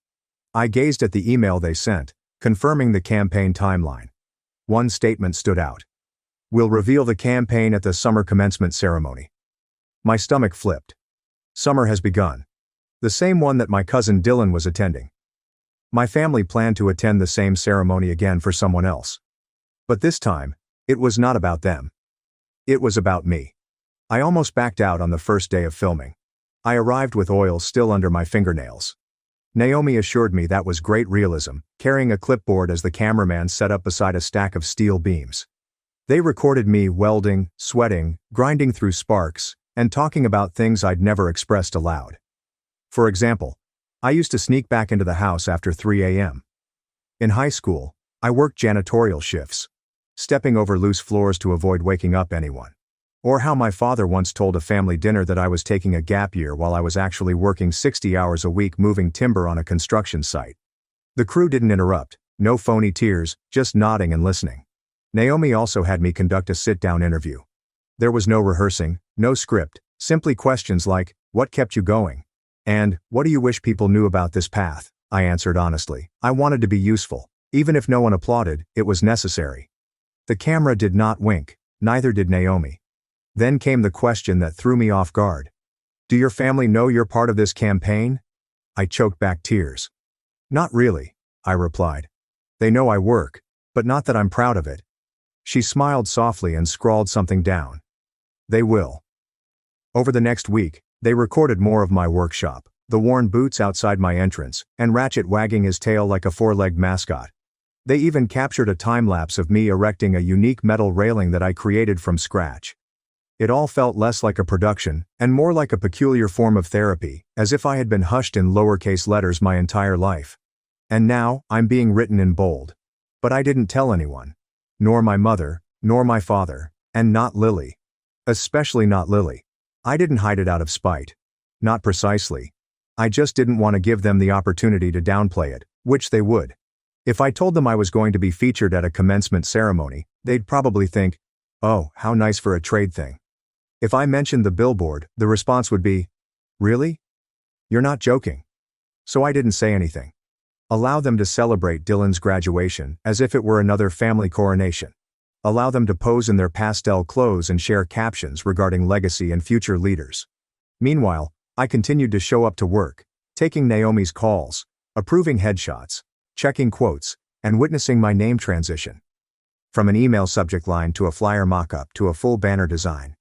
Naomi called one afternoon to check the final details. "We'll reveal the new Build the Future campaign at the opening of the commencement ceremony. Your face will be on the main screen during the intro along with your quote." I took a break. "What quote?" she said, laughing. "The one you gave us. The thing about wanting to be useful, even if nobody clapped. It hit hard in editing. You'll see." Mom sent me a group text the night before the ceremony. "I'm excited for Dylan's big day tomorrow. Everyone remembers to wear blue, with a cheerful face and eyes." I stared at it for a time. Blue, the same color I wore when I moved out, when I skipped my own graduation and ate drive-through tacos in the parking lot. I considered simply answering, "See you there," but I didn't. Not yet. I simply smiled, turned off my phone, lay out my cleanest pants, polished my boots, and printed the email Naomi supplied with my official badge and parking pass. This time, I was not sneaking in. This time, I received an invitation. The morning of the event, I arrived early. It's too early. The auditorium lobby smelled like cheap cologne and new diploma covers. Staff were still pasting signs on folding tables, organizing name tags, and testing microphones. Naomi waved at me and handed me a badge with my name on it. Only my name. Not Lily's brother. Not +1. Simply William Carter in bold. "Are you ready?" she said. "Born ready?" I inquired, before panicking and adding, "I mean sure." She laughed and handed me a tiny envelope. "After your feature plays, we'll bring you backstage. The dean wants to give you a quick thank you. They're adding your quote to the college website." I didn't see it. "What? Like permanently?" "Yep," she commented, "with your face next to it." I slid the envelope into my jacket pocket as if it were made of glass. Around 9:45 a.m., people began to arrive, including parents dressed in suits and friends clutching bouquets. Every fourth individual carried balloons. I located a seat at the back. Not concealed, but quiet. Naomi informed me they'd be featuring me after the video anyhow, so I might as well enjoy the show. At 10:02, I spotted them. My family. Mom dressed in her regular modest church glam gown, complete with pearls. Dad wore a blazer that I hadn't seen since his unsuccessful HOA campaign. And Lily, her hair flawlessly curled, held an iced latte as if it were a part of her hand. They did not see me. Not that they were looking. They took seats closer to the front, 2 rows behind the graduates. Dylan stood close, taking selfies as if he were going to perform at Coachella. He pointed to the large "Welcome Graduates" banner and muttered something that made Lily laugh so hard she tilted her cup. I just watched. And maybe for a brief minute, I felt the familiar pit in my gut. The one who murmured, "This isn't your crowd. This isn't your day." The lights dimmed, and everything changed. A spotlight illuminated the stage. The announcer, a faculty member with a voice suitable for morning radio, welcomed everyone to the summer commencement ceremony. As we honor this year's graduates, we'd like to spotlight the stories that don't usually make the front page. The modest accomplishments, the unsung builders, the hands that literally shape our world. My spine straightened. Today, the narrator continued, we launch our new campaign, Build the Future, featuring someone who reminds us what determination looks like, even when nobody's watching. The screen flashed, music played, and then my face emerged. Not a selfie. Not a grainy phone photo. A clear cinematic shot of me welding in slow motion, sparks flying, my eyes hidden behind the mask. My quote below.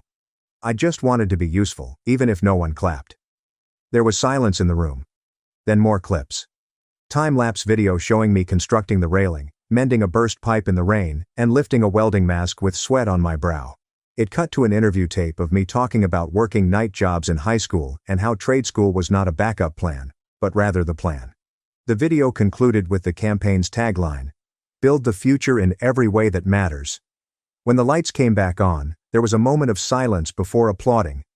Big, genuine, and loud applause. People began turning. A staff member went forward and asked, William Carter, could you please stand? I stood, anxieties kicking like mule in my chest, but I stood. My cousin Dylan's mouth literally dropped open. I saw it from across the auditorium. My father leaned in toward my mother, apparently muttering something with a frown.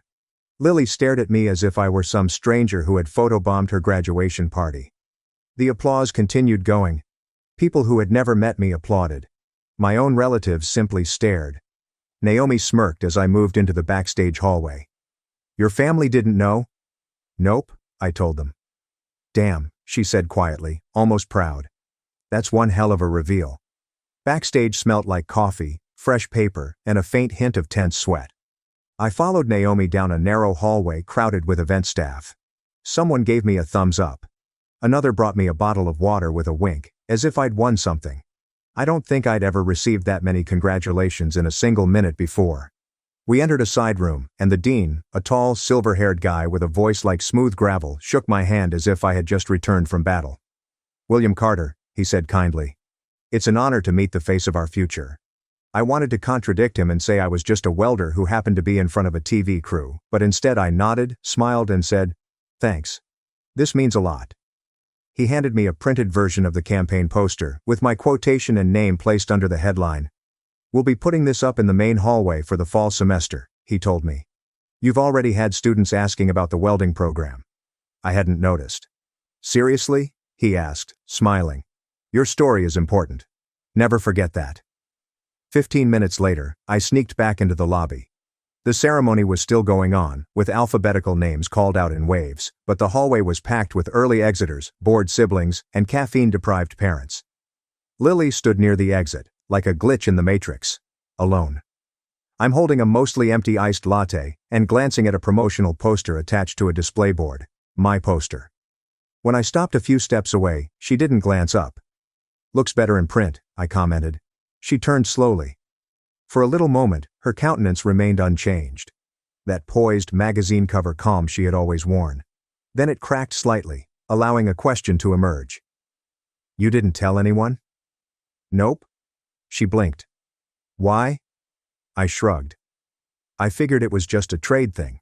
Nothing worth toasting. Lily opened her mouth, then closed it. Her jaw flexed. She looked at the poster again. I didn't know you were doing stuff like this because you didn't ask. The remarks were honest, not spiteful, and it seemed to hit harder. I'd always thought you were, doing okay, she told me. I was. But this? You're practically on a screen in front of everyone. Yeah, weird, right? She exclaimed, taking a brief breath. Not quite a chuckle and not quite a sigh. Then without looking at me, she remarked, Mom looked like she saw a ghost. I'm surprised she didn't claim I photoshopped it. This actually made me giggle.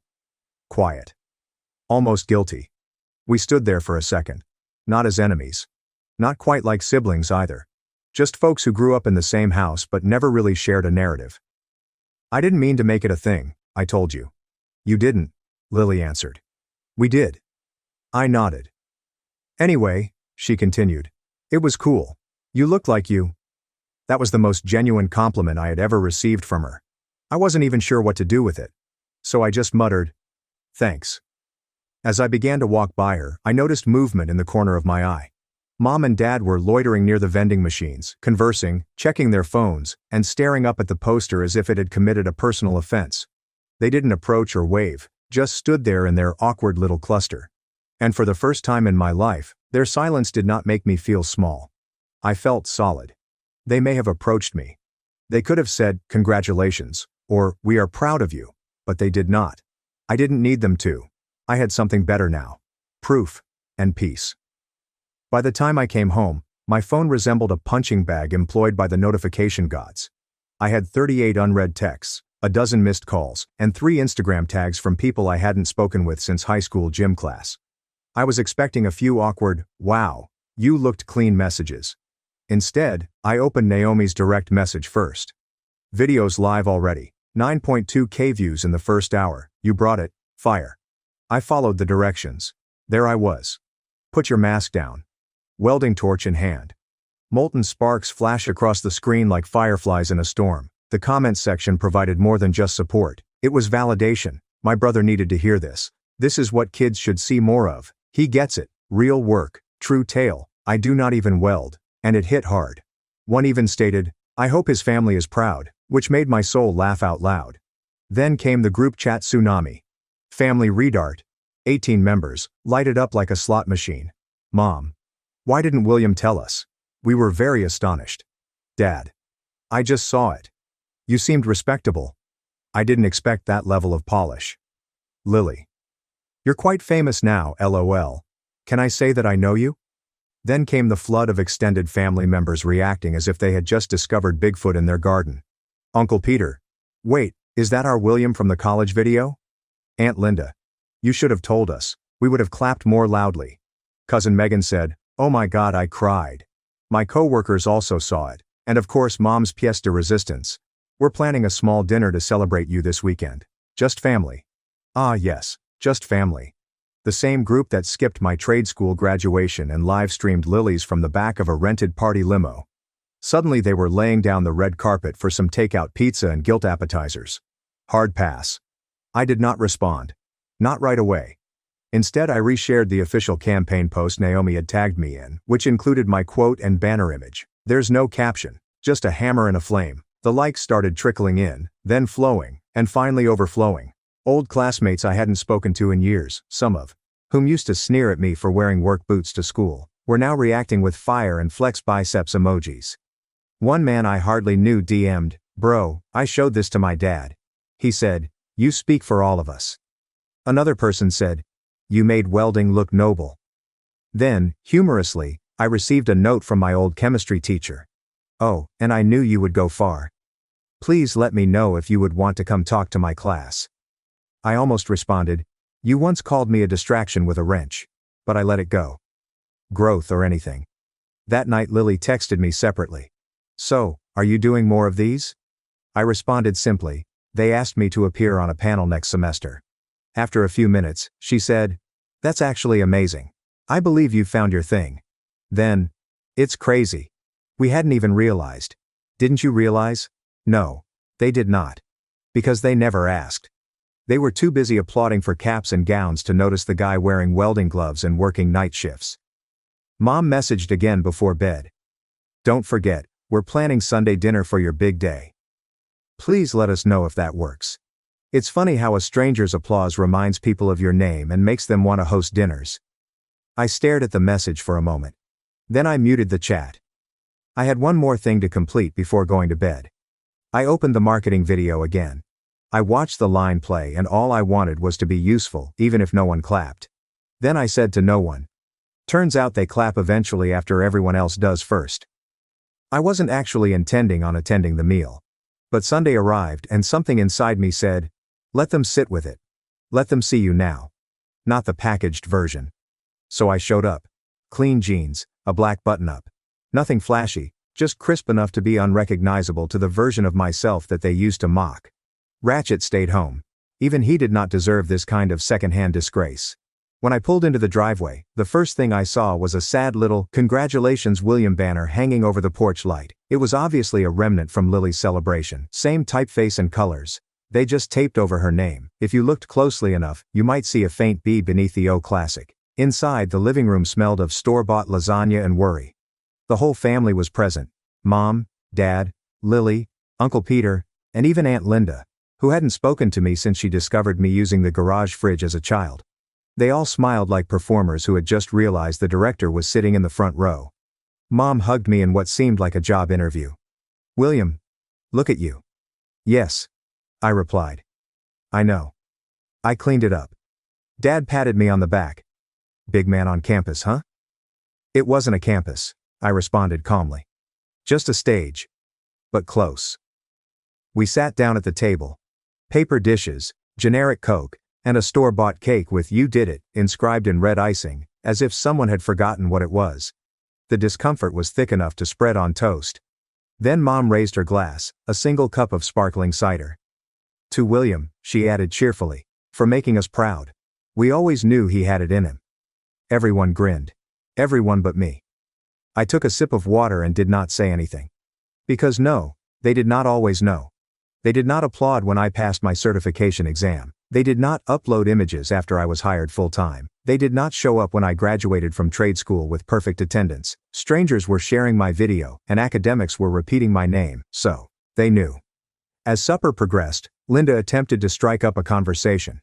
"So, do you think you'll be on more billboards?" "No idea," I replied.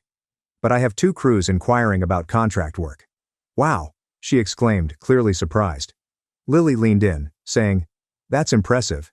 So, what do you actually do now?" I asked, smiling slowly. "Turns out I can make sparks fly." She rolled her eyes but did not answer. Toward the end of the lunch, Dad finally addressed the question he had plainly been storing for. "So what's next for you, son?" I wiped my mouth, laid my fork down, and responded, "I've got meetings lined up for a local partnership, and I'm thinking about opening my own fabrication space by winter." Dead quiet. Mom blinked. "Your own, what now?" "Shop," I replied. "Business license, client list, custom work. You know, a real job." None of them laughed. Nobody breathed, so I pulled away from the table and stood up. "I appreciate the effort," I murmured, indicating vaguely toward the cake.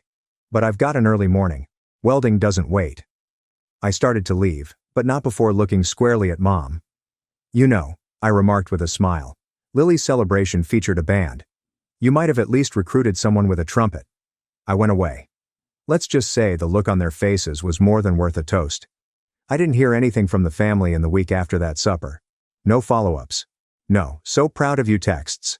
The group discussion contained only a few awkward emoji reactions and one unconnected photo of Linda's new dog. But that Friday was when the time occurred. I was standing in the campus lobby, waiting to meet Naomi about the forthcoming panel, when Dylan strode in, camera bag slung over his shoulder, sunglasses on like he was ready for the press. We established eye contact. He stopped and, attempting to be casual, said, "Hey man, big week, huh?" "Yeah," I replied. "Guess so." "You, really surprised people." I responded with a wink. "You too?" "People didn't expect you to be so quiet." He chuckled nervously and murmured, "Yeah, well, catch you later." He continued to go. I did not ask about the panel. Did not mention the video. But I knew he had seen it. They all did. Later that night I received a notification. Cousin Jason, who recorded part of the graduation on his phone, had uploaded a selfie on Instagram. I clicked without thinking. He was standing in front of the college's main hall. Behind him, the new campaign banner, "Build the Future," featuring William Carter, hung in large lettering. And immediately under the name was the quote, "I just wanted to be useful, even if no one clapped." In the photo, I'm next to Jason. Not posed or intended. Just me, standing nearby, hands in my pockets, staring at the banner, as if I still couldn't believe it was real. But Jason's caption sealed the deal. Didn't expect to see my name up there. No hashtags, no emojis, simply raw, unpleasant honesty. And that spoke louder than any toast could.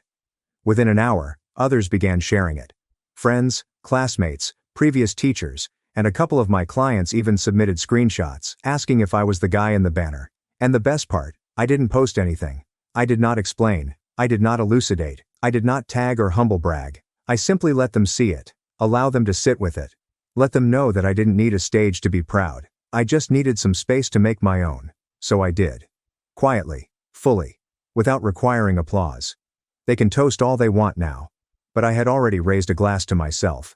Karen demands VIP table claiming to know the owner, but I'm the owner, and she was left crying with a $4,000 bill after my revenge. Karen storms into the restaurant, screaming that she knows the owner and that we must give her and her group of pals the VIP table reserved for celebrities. The trouble is, I own the restaurant and have no idea who this lady is. But I decided to play along and see what happened. During the dinner, one of the girls asked me whether I thought my life was meaningless because I worked as a waiter. That's when I realized all bets were out, and I was going to exact my retribution. This is what I did. This occurred around Christmas and New Year's. My grandparents emigrated to Canada from Italy in the 1970s and established a restaurant. When they died, my parents took over the restaurant, which they grew and enlarged throughout the decades. I've been working at the restaurant since I was 15. As my parents became older, they retired and became snowbirds, spending the winters in Florida. They sold the restaurant to me a few years ago, but they kept a tiny percentage of the stock as a supplementary source of income in addition to their savings. As soon as I took possession, I modernized the old place. I rebuilt the restaurant, altered the logo, and contacted local and national newspapers to place advertisements. I invited food critics, bloggers, and vloggers. It was slow at first, and I began to fear that the loan I took out to undertake all of this was the worst mistake I'd ever made, that I had ruined 3 generations of a family company. But soon, it began to work. A local semi-famous YouTuber included us in one of his videos, which prompted more people to visit and review us. Even on a Monday, we were quickly seeing 5 to 10 times the regular volume of activity. We became a destination for large events, and it was not uncommon for a celebrity to stop up on certain evenings. I even invited certain high-profile clients to visit and cook for our guests. This cost a fortune, so we were completely filled for the holidays.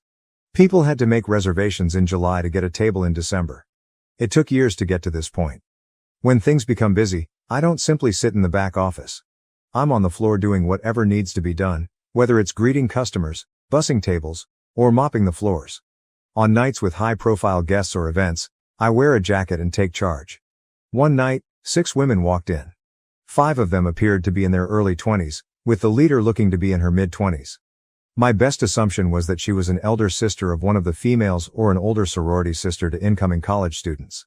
I was greeting them at the entrance, and as they approached, Queen Bee Karen was telling the baby Karens how fantastic this restaurant is, how delicious the cuisine is, and how there might even be celebrities there. When she approached me, she explained that she required a table for 6. I responded, "Of course, can I get the name on the reservation?" She stared at me. She responded, "Oh, I didn't make one, but it's okay. The owner is a personal friend of mine. He said he always keeps 1 or 2 tables open for special guests and we can have one of those tonight." This is true for many high-profile restaurants, and I've been doing it recently as well. But I had no idea who this woman was, and she had never discussed any of this with me. I understood she was attempting to get in without a reservation, but she had chosen the worst person to try this with. I told her, "I am sorry, but we cannot seat anyone without a reservation. As you can see, we do not have any seats available." I didn't want to go all out and say, "I'm the owner, and we have never spoken before, so I never promised you anything." But I didn't want to embarrass her in front of the other girls she was with at the time. She then instructed one of the other girls to take a picture of me. She announced that she would speak with the owner and ensure that I was either scrubbing toilets or fired by the end of the week. The other girls behind her joined in, saying things like, "Yeah, kiss your minimum wage job goodbye." I wasn't sure if they were in on it with her or if they truly believed she knew the owner. Queen Bee Karen then said, "Look, you can either give us a table or I can make your life very difficult. This is not worth losing your job." She kept pointing, trying to belittle me, and then saying things like, "Obviously you aren't anyone here, because if you were, you would know who I am and never try to tell me anything other than yes or, of course." She was constantly attempting to put me down and take that table. At this time, it had been a hard day for me, and from my perspective, I had 3 options. Number 1, I could inform her that I am the owner and call her out on all of this. Number 2, I could simply hand her the table and let things go. Or, third, I could teach Queen Bee Karen and her minions a lesson. I selected option 3. I smiled at her and said, "Of course ma'am, please follow me." I handed her one of the 3 tables we leave free in case a celebrity walks in, which occurs occasionally. I told her, I apologize for everything and you're right, it would be simpler just to give you the table. I also assured her that the first 3 rounds of drinks would be free. I seated them down and personally served them. As they sat, I told them, we need one of your credit cards and IDs just to keep on file, and we'll return them to you before you leave. Queen Karen handed me her card and informed the baby Karen minions, tonight is on me? I took their orders, gave them their free beverages, and informed them that due to how busy we were tonight, the meal may be delayed. The females only worried about the free drinks. They ordered 3 rounds and still hadn't received any food. They eventually called and asked me to check on it, all while giving me the worst attitude since they arrived. I told them I will look into it, but also asked if they wanted additional drinks. They ordered 2 more rounds. They were sloshed by the time the appetizers arrived, having done nothing but drink on an empty stomach for the majority of the night and just eating salads. As more food arrived, more beverages were ordered. What these girls didn't realize was that they were at our VIP table, which normally costs a few $1,000s to sit at, but I didn't charge them for it. Except for the first 3 rounds, I charged them for all of the extremely costly cocktails they had throughout the evening. Furthermore, the table they were sitting at, as previously stated, was VIP, thus the menus were different. Prices are not displayed on these menus. This is a restaurant industry trade secret. They also offered higher-end menu items such as white truffle, black caviar meals, and specially imported West Coast oysters, among others. At one point during the night, I honestly began to question what I was doing. I worried I was going too far with these poor girls, they might not know any better. But certain things encouraged me throughout the night, such as when one of the baby Karens questioned whether I thought my life was pointless because all I ever became was a server. Also, one of the other staff told me that they were planning how to mess with me, believing that they could do so whenever they wanted and that I would always give them a table. I overheard them say, he's cute, but I wouldn't date a waiter like that. He is such a pushover. There were other comments like that throughout the night, so I continued with their life lesson. By the end of the night, each female had built up a bill ranging from $500 to $600. I handed Queen Karen the bill for $4,232.23, which included tax and tip. I've never seen somebody sober up this soon. She went from smiling and giggling with her buddies to almost in tears. She immediately summoned me over and asked whether this was a joke. I took the bill, looked it over, and apologized. I'll get you the correct bill amount. Again, she seemed completely relieved, assuming she had received someone else's bill, and called me a effing idiot, before continuing to talk to her pals. When I returned to give her the right bill, she flipped out again. It was only a question.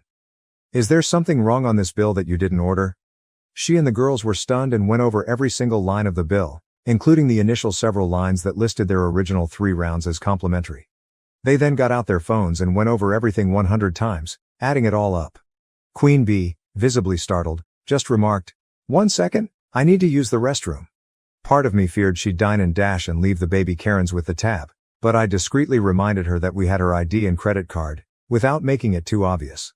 I was concerned that she would run out of money. 10 minutes later, she returns with new makeup, clearly crying, and tells me all about how poor the food was, how dreadful the drinks were, and so on, demanding that I at the very least cut the cost in half. She went on to say that the baby Karens would help, despite the fact that she had previously informed them that the night would be hers.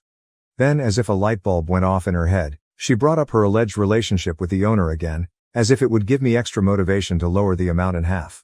I smiled as I told her, "No, simply no. I can't change the bill."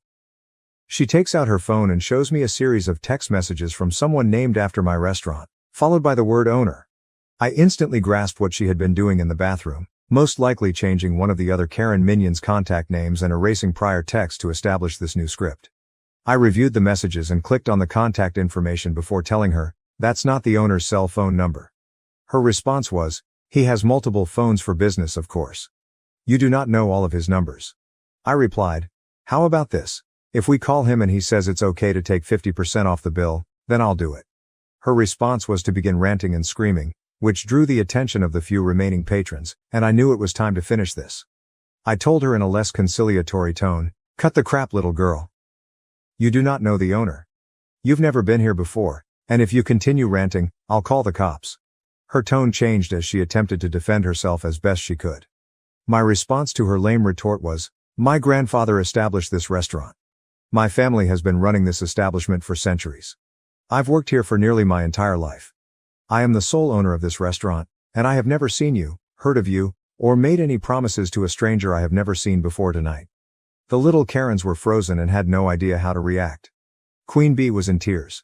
I added, "Now, I provided you the table you wanted, one of these particularly reserved tables for high-end clientele, which I did not charge you for, as well as 3 rounds of free drinks. If you do not pay your account, I will call the cops and give them your identification." Karen signed the bill in tears, and the tiny Karens reached into their wallets to hand her whatever cash they had, which was probably a couple $100, with the promise to repay her more. 2 days later, an angry man arrives at my restaurant and requests that one of my bartenders talk with me. I was in the back office working, so he had to wait for about a half hour. She was with him too, but she kept her head down. I took them both to my office and showed him highlights from the security cameras, which had particularly high-quality audio because they were in the VIP area. We needed to keep good records in that region due to previous unconnected accidents. I showed him the majority of it, their remarks, orders, everything. When all was said and done, he rushed out with her, yelling at her the entire way. I have not seen or heard from any of them since, but the initial bill I gave them, which did not include the $120 oysters, is framed on my desk. As a side note, I did not lose as much money on the table in 3 rounds of drinks as you might expect. The table was intended to be empty anyway, so I didn't lose anything because I hadn't expected to gain anything in the first place. The cost of the meal and other drinks more than compensated for the loss in the first 3 rounds. So now that you know everything, am I the jerk? Probably the most astonishing thing about the Karens in this situation, aside from the money, trying to muscle their way into securing a seat and avoiding paying the bill, was their perspective on the world. That solitary statement concerning the OP's, original poster's, inadequacy as a waiter definitely stood out. It seems that OP was going to loosen up on his entire vengeance plan, but then one of the baby Karens asked him if he felt his life was meaningless because all he had become was a waitress. That has to be one of the most insanely entitled viewpoints we've ever seen on this channel. It may not be as exciting or insane as some of the other stories, but the fact that she actually sees the world in this way is simply sick. There is absolutely nothing wrong with having a job, regardless of the income. This occurs frequently with jobs such as janitors, and I despise it when individuals believe they are superior just because they do not work in those positions. There is nothing wrong with becoming a janitor. I don't understand that mindset, but in this situation, she not only feels that way, but she also wants to mock him for doing a difficult job, such as being a waiter. Or at least that's what she believes he's doing. One more thing. I'm happy this story ended on a somewhat gratifying note, with the father attempting to reverse the situation but becoming more enraged with his daughter than the restaurant owner. The only thing that scared me out was that the restaurant was recording audio of the folks sitting at that table. I would probably avoid going to a restaurant if I knew my talks were being recorded. Anyway, I'm glad it worked out for the OP, but please tell me how you would have handled the matter if it were your restaurant and these were your customers. Was the OP a jerk or not, and why? Thank you for watching. If you haven't subscribed yet, please do so and hit the notification bell to stay updated with more shocking real-life stories happening around you. My family hijacked my vacation plans for my golden sister and her kids. But this time, I had my own secret escape plan. Reddit, I need some perspective on this. I need advice with my family predicament, which has been accumulating for decades, but it's a long one.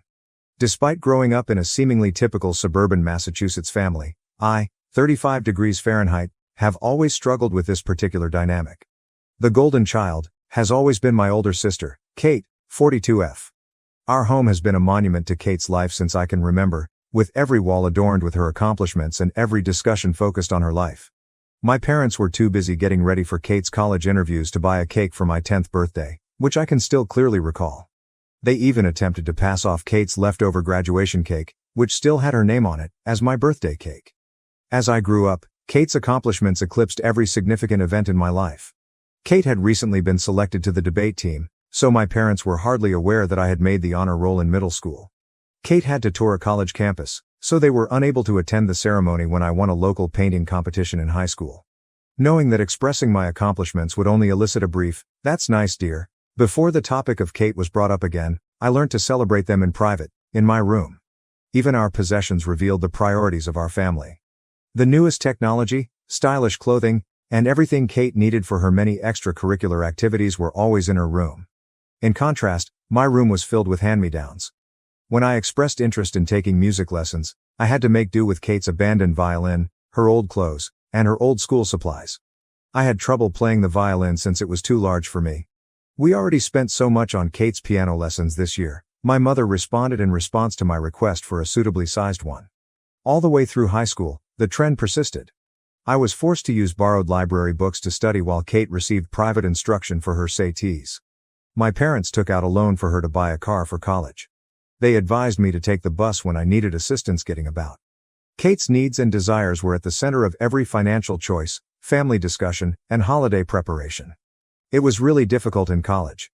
With the full backing of our parents, Kate had earned her degree from a renowned university. They could only agree to pay half of the tuition at a public school when it was my turn. They clarified, "We're still paying off Kate's student loans. You'll need to figure out the rest on your own." In order to make ends meet, I worked 2 part-time jobs while I was a student, frequently dozing off over my textbooks. Kate, in the meantime, was beginning her career at a position our parents had helped her land through their contacts. 7 years ago, Kate got married, and everything changed, or rather, grew worse. For a whole year, our family's whole attention was on the wedding. For her ideal wedding, which included a designer gown, an opulent location, and a guest list of more than 300, my parents took out another loan. Despite their concerns about the payments, I recall hearing them in the kitchen one evening and their insistence that nothing was too good for Kate's special day. Was there ever any question that she was her maid of honor? I was supposed to coordinate bridal showers, plan a lavish bachelorette party, and manage any minor emergencies that arose. My mother told me, "Don't be selfish, Elizabeth. This is your sister's special time," when I expressed how stressed I was with juggling these obligations while working a full-time job. The twins followed. Our parents were ecstatic when Kate revealed she was expecting twins. Even though they were still repaying the wedding loan, they contributed to the down payment on a home close to them.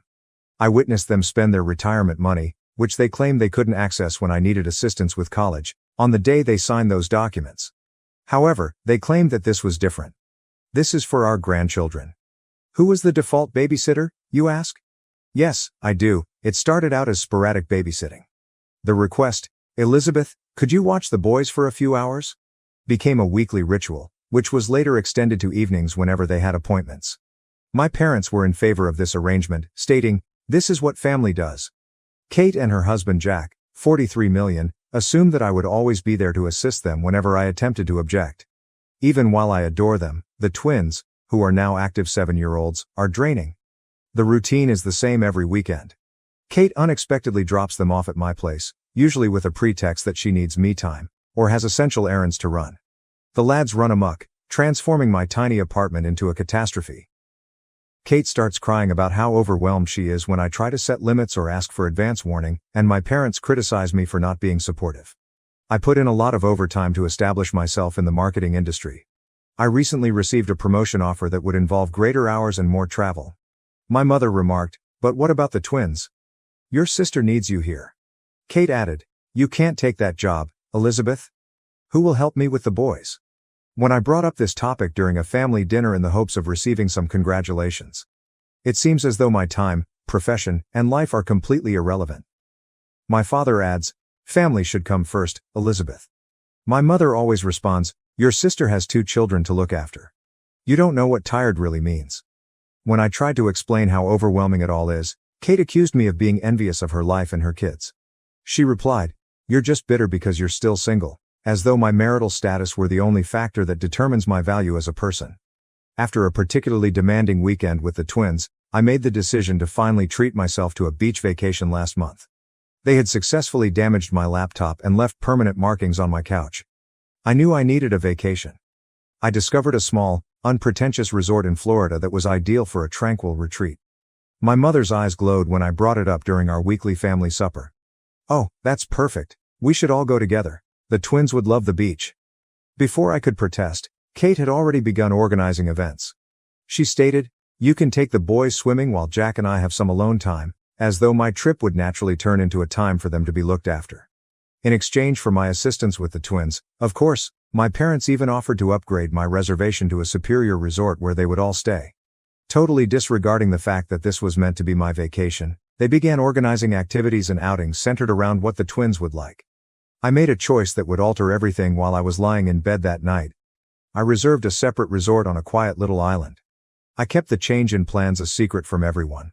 Silently, I began preparing by scheduling time off work, packing my things covertly, and ensuring that my emergency fund was available. Even though I know it's dishonest, I simply couldn't stand it any longer. At the airport, they will be separated from us. While I board my flight to another location, they will be traveling to Florida. I've disabled location sharing and am ready for the inevitable criticism. Yes, I am aware that there will be drama. Yes, I am aware that they will be upset. But I want to prioritize myself for the first time in my life. I've been the dependable sister, the ideal daughter, and the always available aunt for 35 years. To meet my family's expectations, I've given up my social life, my weekends, and my own needs. I was constantly babysitting, so I missed out on dating prospects. I have declined advancements that might conflict with the needs of my family. To be there for them whenever they need me, I've put my personal life on hold. Right now, I'm fleeing a lifetime of being taken advantage of, not just a holiday. I intend to utilize this as a turning point to set clear limits with my family and perhaps even take a complete vacation from them. I'm sick of always making sacrifices, being the family's pillar of support, and being the dependable fallback option. Reddit, what should I do? Am I exaggerating? Is it appropriate for me to want something else for myself, or should I merely follow their plans and accept my place in the family? First update, I appreciate all of your help and guidance. Since my last post, a lot has transpired, and I want to explain how it all turned out. Although everything went according to plan, the day at the airport was more emotionally fraught than I had anticipated. I purposefully chose a different check-in station that was far from where my family would be when I arrived early. I watched everyone come through the glass walls of the terminal, Jack checking their booking details, my parents looking excited, Kate handling the twins, and Kate hauling baggage. I silently went through security for my own flight as soon as they started to head to their check-in counter. As soon as they realized I wasn't at their gate, my phone began to buzz. The bewildered text first appeared. Where are you? Gate B12 is where we are. Then the anxious ones. How are you, Elizabeth? Has something taken place? And lastly, the irate ones. How could you treat us like this? The guys are in tears. Before I boarded my aircraft, I switched off my phone. I experienced a peculiar fusion of liberation and remorse for the first time in years. I had lived with that guilt for the majority of my life. However, freedom? It was exhilarating, and it was new. The crowded tourist destination they were going to was nothing like the little island where my resort was located. Years of strain vanished the instant I set foot on the beach. No twins to babysit, no family problems to handle, no schedule to adhere to. The ocean, me, and complete freedom. In fact, the first 2 days were challenging. The twins would be eating lunch now, or Kate would typically require assistance going to bed at this hour, so I kept checking the time. It's difficult to break decades of indoctrination. However, something changed on the third day.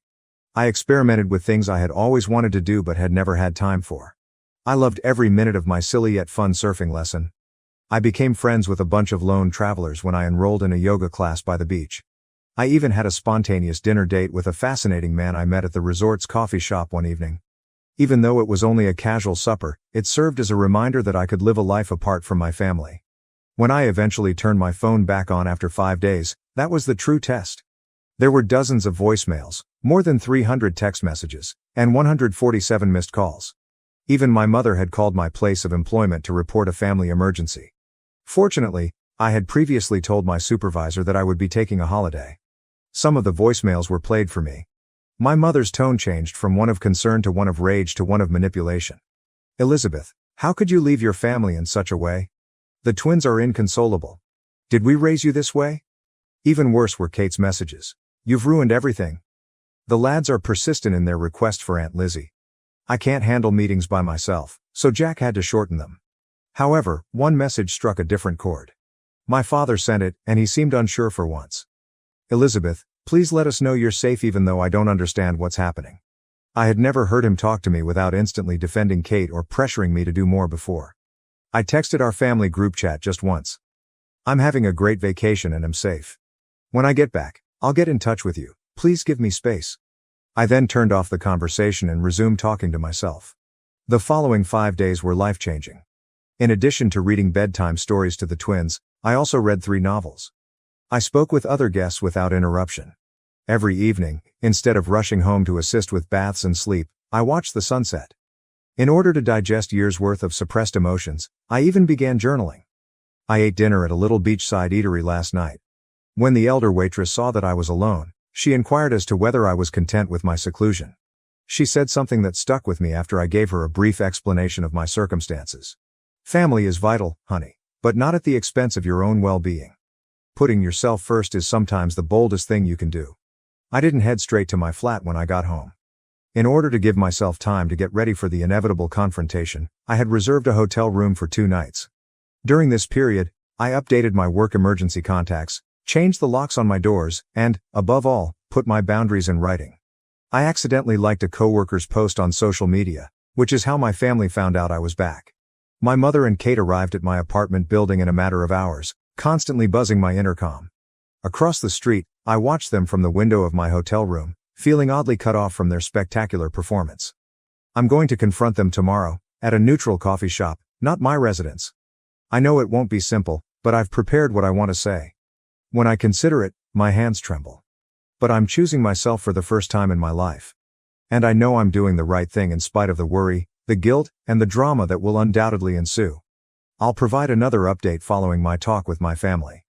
I'm grateful because Reddit gave me the confidence to take this first step toward independence. Second update. As scheduled, my family and I gathered at the coffee shop, and it was even more heated than I had anticipated. This is what took place. The encounter at the coffee shop began politely enough.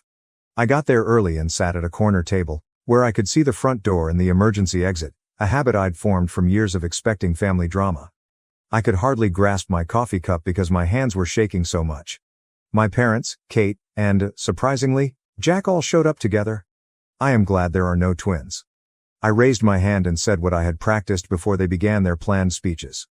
I'm establishing boundaries, and they can't be negotiated. The 2 hours that followed were a masterclass in manipulating emotions. Kate started crying as she described how my absence had traumatized the twins. My mom attempted to instill guilt, following all that we have done for you. Unexpectedly, Jack tried to mediate by offering a compromise in which I would only see the kids every other weekend. For the most part, my dad sat quietly and uneasy. Kate's statement, "You're being selfish. Family means sacrifice," was the pivotal moment. Something broke inside of me. Clearly but calmly, I responded, "Yes, family means sacrifice, but it's supposed to go both ways. When was the last time any of you sacrificed anything for me?" The ensuing hush was deafening.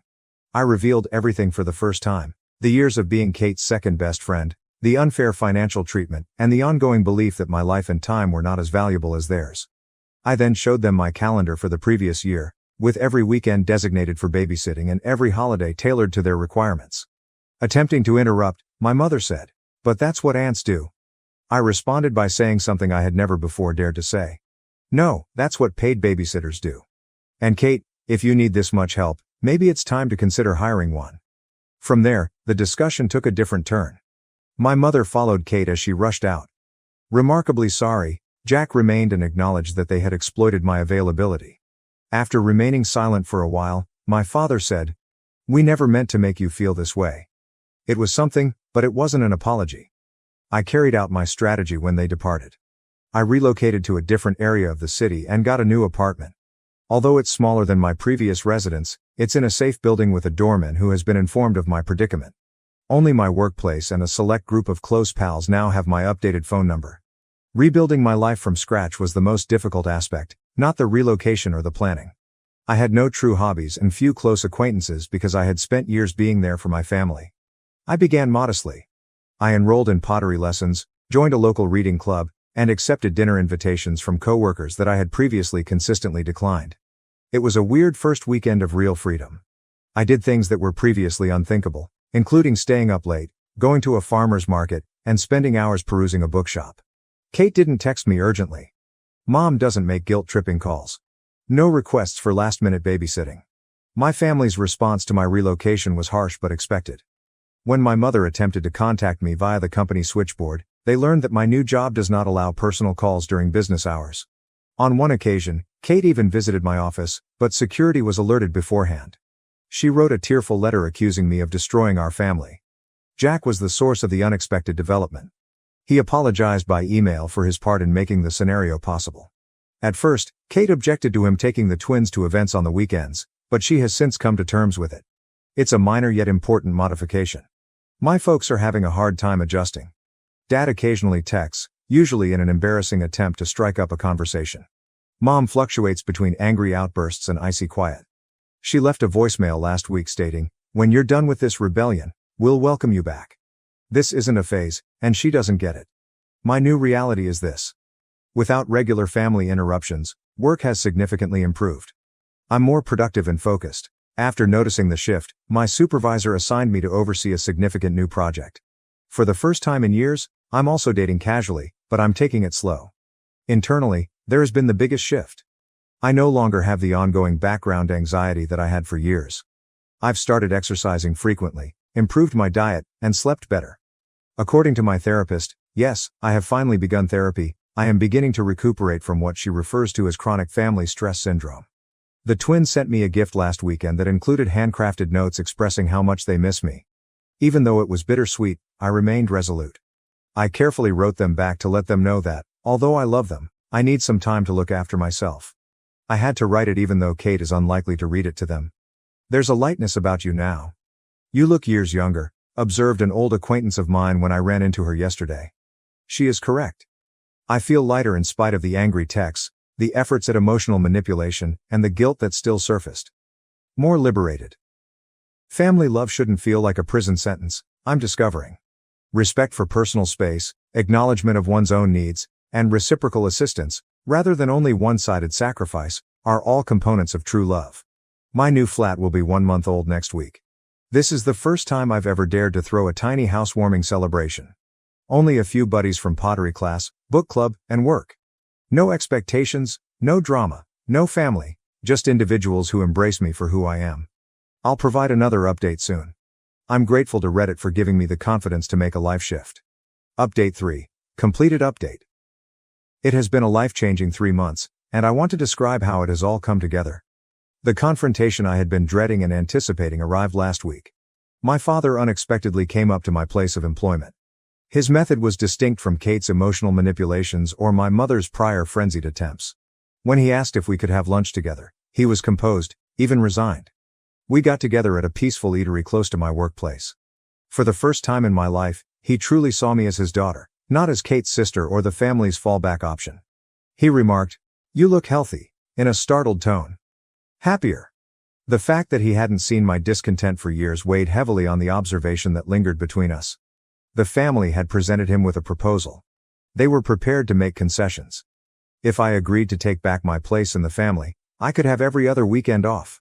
He went on to say, they'd even pay for my time with the twins, as though making money off of the commitment would make it more alluring. They still didn't understand, I realized as I looked at him across the table. They did not view my independence as a basic right, but rather as a negotiating chip. "Dad," I replied, "I'm not negotiating my freedom. I'm living it." The conversation that ensued was the most candid one I have ever had with my father. I described how their incessant focus on Kate had impacted me emotionally as much as practically. I told him about memories he had forgotten or had never noticed, dreams disregarded, accomplishments overlooked, and birthdays neglected. His reaction was surprising. He sat for a long time in quiet, not making the normal defense of their decisions. At last, he stated, "We thought we were doing what was best for the family. We never saw how much we were hurting you." Although that wasn't quite an apology, it was the first time I had ever been acknowledged. When he inquired about my new life, that was the true turning point. He paid attention for the first time as I discussed my pottery lessons, my job advancement, and the new acquaintances I had made. Even though it was not flawless, I showed him pictures of a vase I had built. I was shocked by what he said next. "You seem to have built a good life for yourself without us." Both the recognition and the grief in his voice were genuine. We agreed at the end of lunch that nothing would ever be the same again. He gave me my first sincere embrace in years as he bid farewell. "I hope someday we can be part of your life again, but on different terms." That exchange appeared to set off a final round of family strife. After learning of our lunch, my mother began a fresh round of emotional attacks. She has been informing family members that I need an intervention because I'm having a breakdown. Kate has been making passive-aggressive remarks about selfish sisters and broken families on social media because she feels deceived by our father's approval of my decisions. The difference is that none of it has the same impact on me as it formerly did. I've gained a viewpoint from my new life that I didn't have previously. Their actions, in my opinion, are an attempt to keep control over someone who has finally gained their freedom. My new flat seems like home now. My attempts at pottery and pictures of my chosen family, friends who value my independence and respect boundaries, adorn the walls. I've begun teaching my less experienced coworkers at work, ending the vicious loop of toxic support that has long ensnared me. My connection with time has changed the most. I get to spend the weekends any way I want. I've started learning Spanish, joined a local hiking group, and even started dating someone who respects and values my limits. I'm creating a life for the first time that is true to who I am rather than what my family demands of me.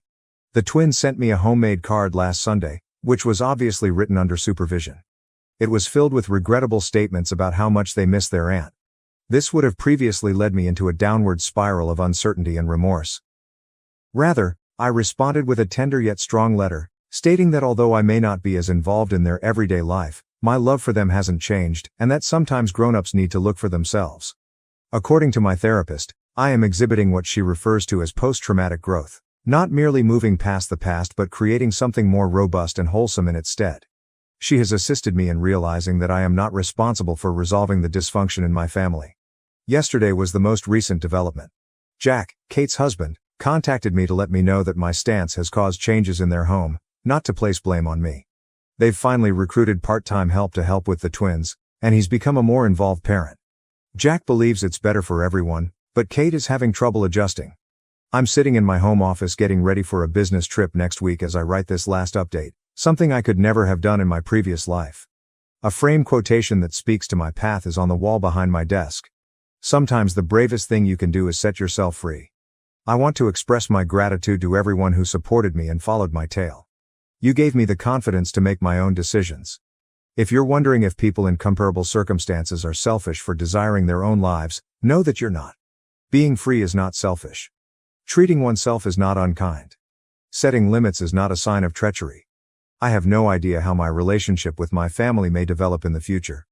Perhaps one day we'll discover a different kind of connection, one based on respect for one another rather than duty. In the interim, I'm concentrating on fostering the life I've built, including my friendships, interests, profession, and, above all, my sense of self. This is not merely a conclusion, it's just the beginning. And I'm looking forward to what comes next for the first time in my life.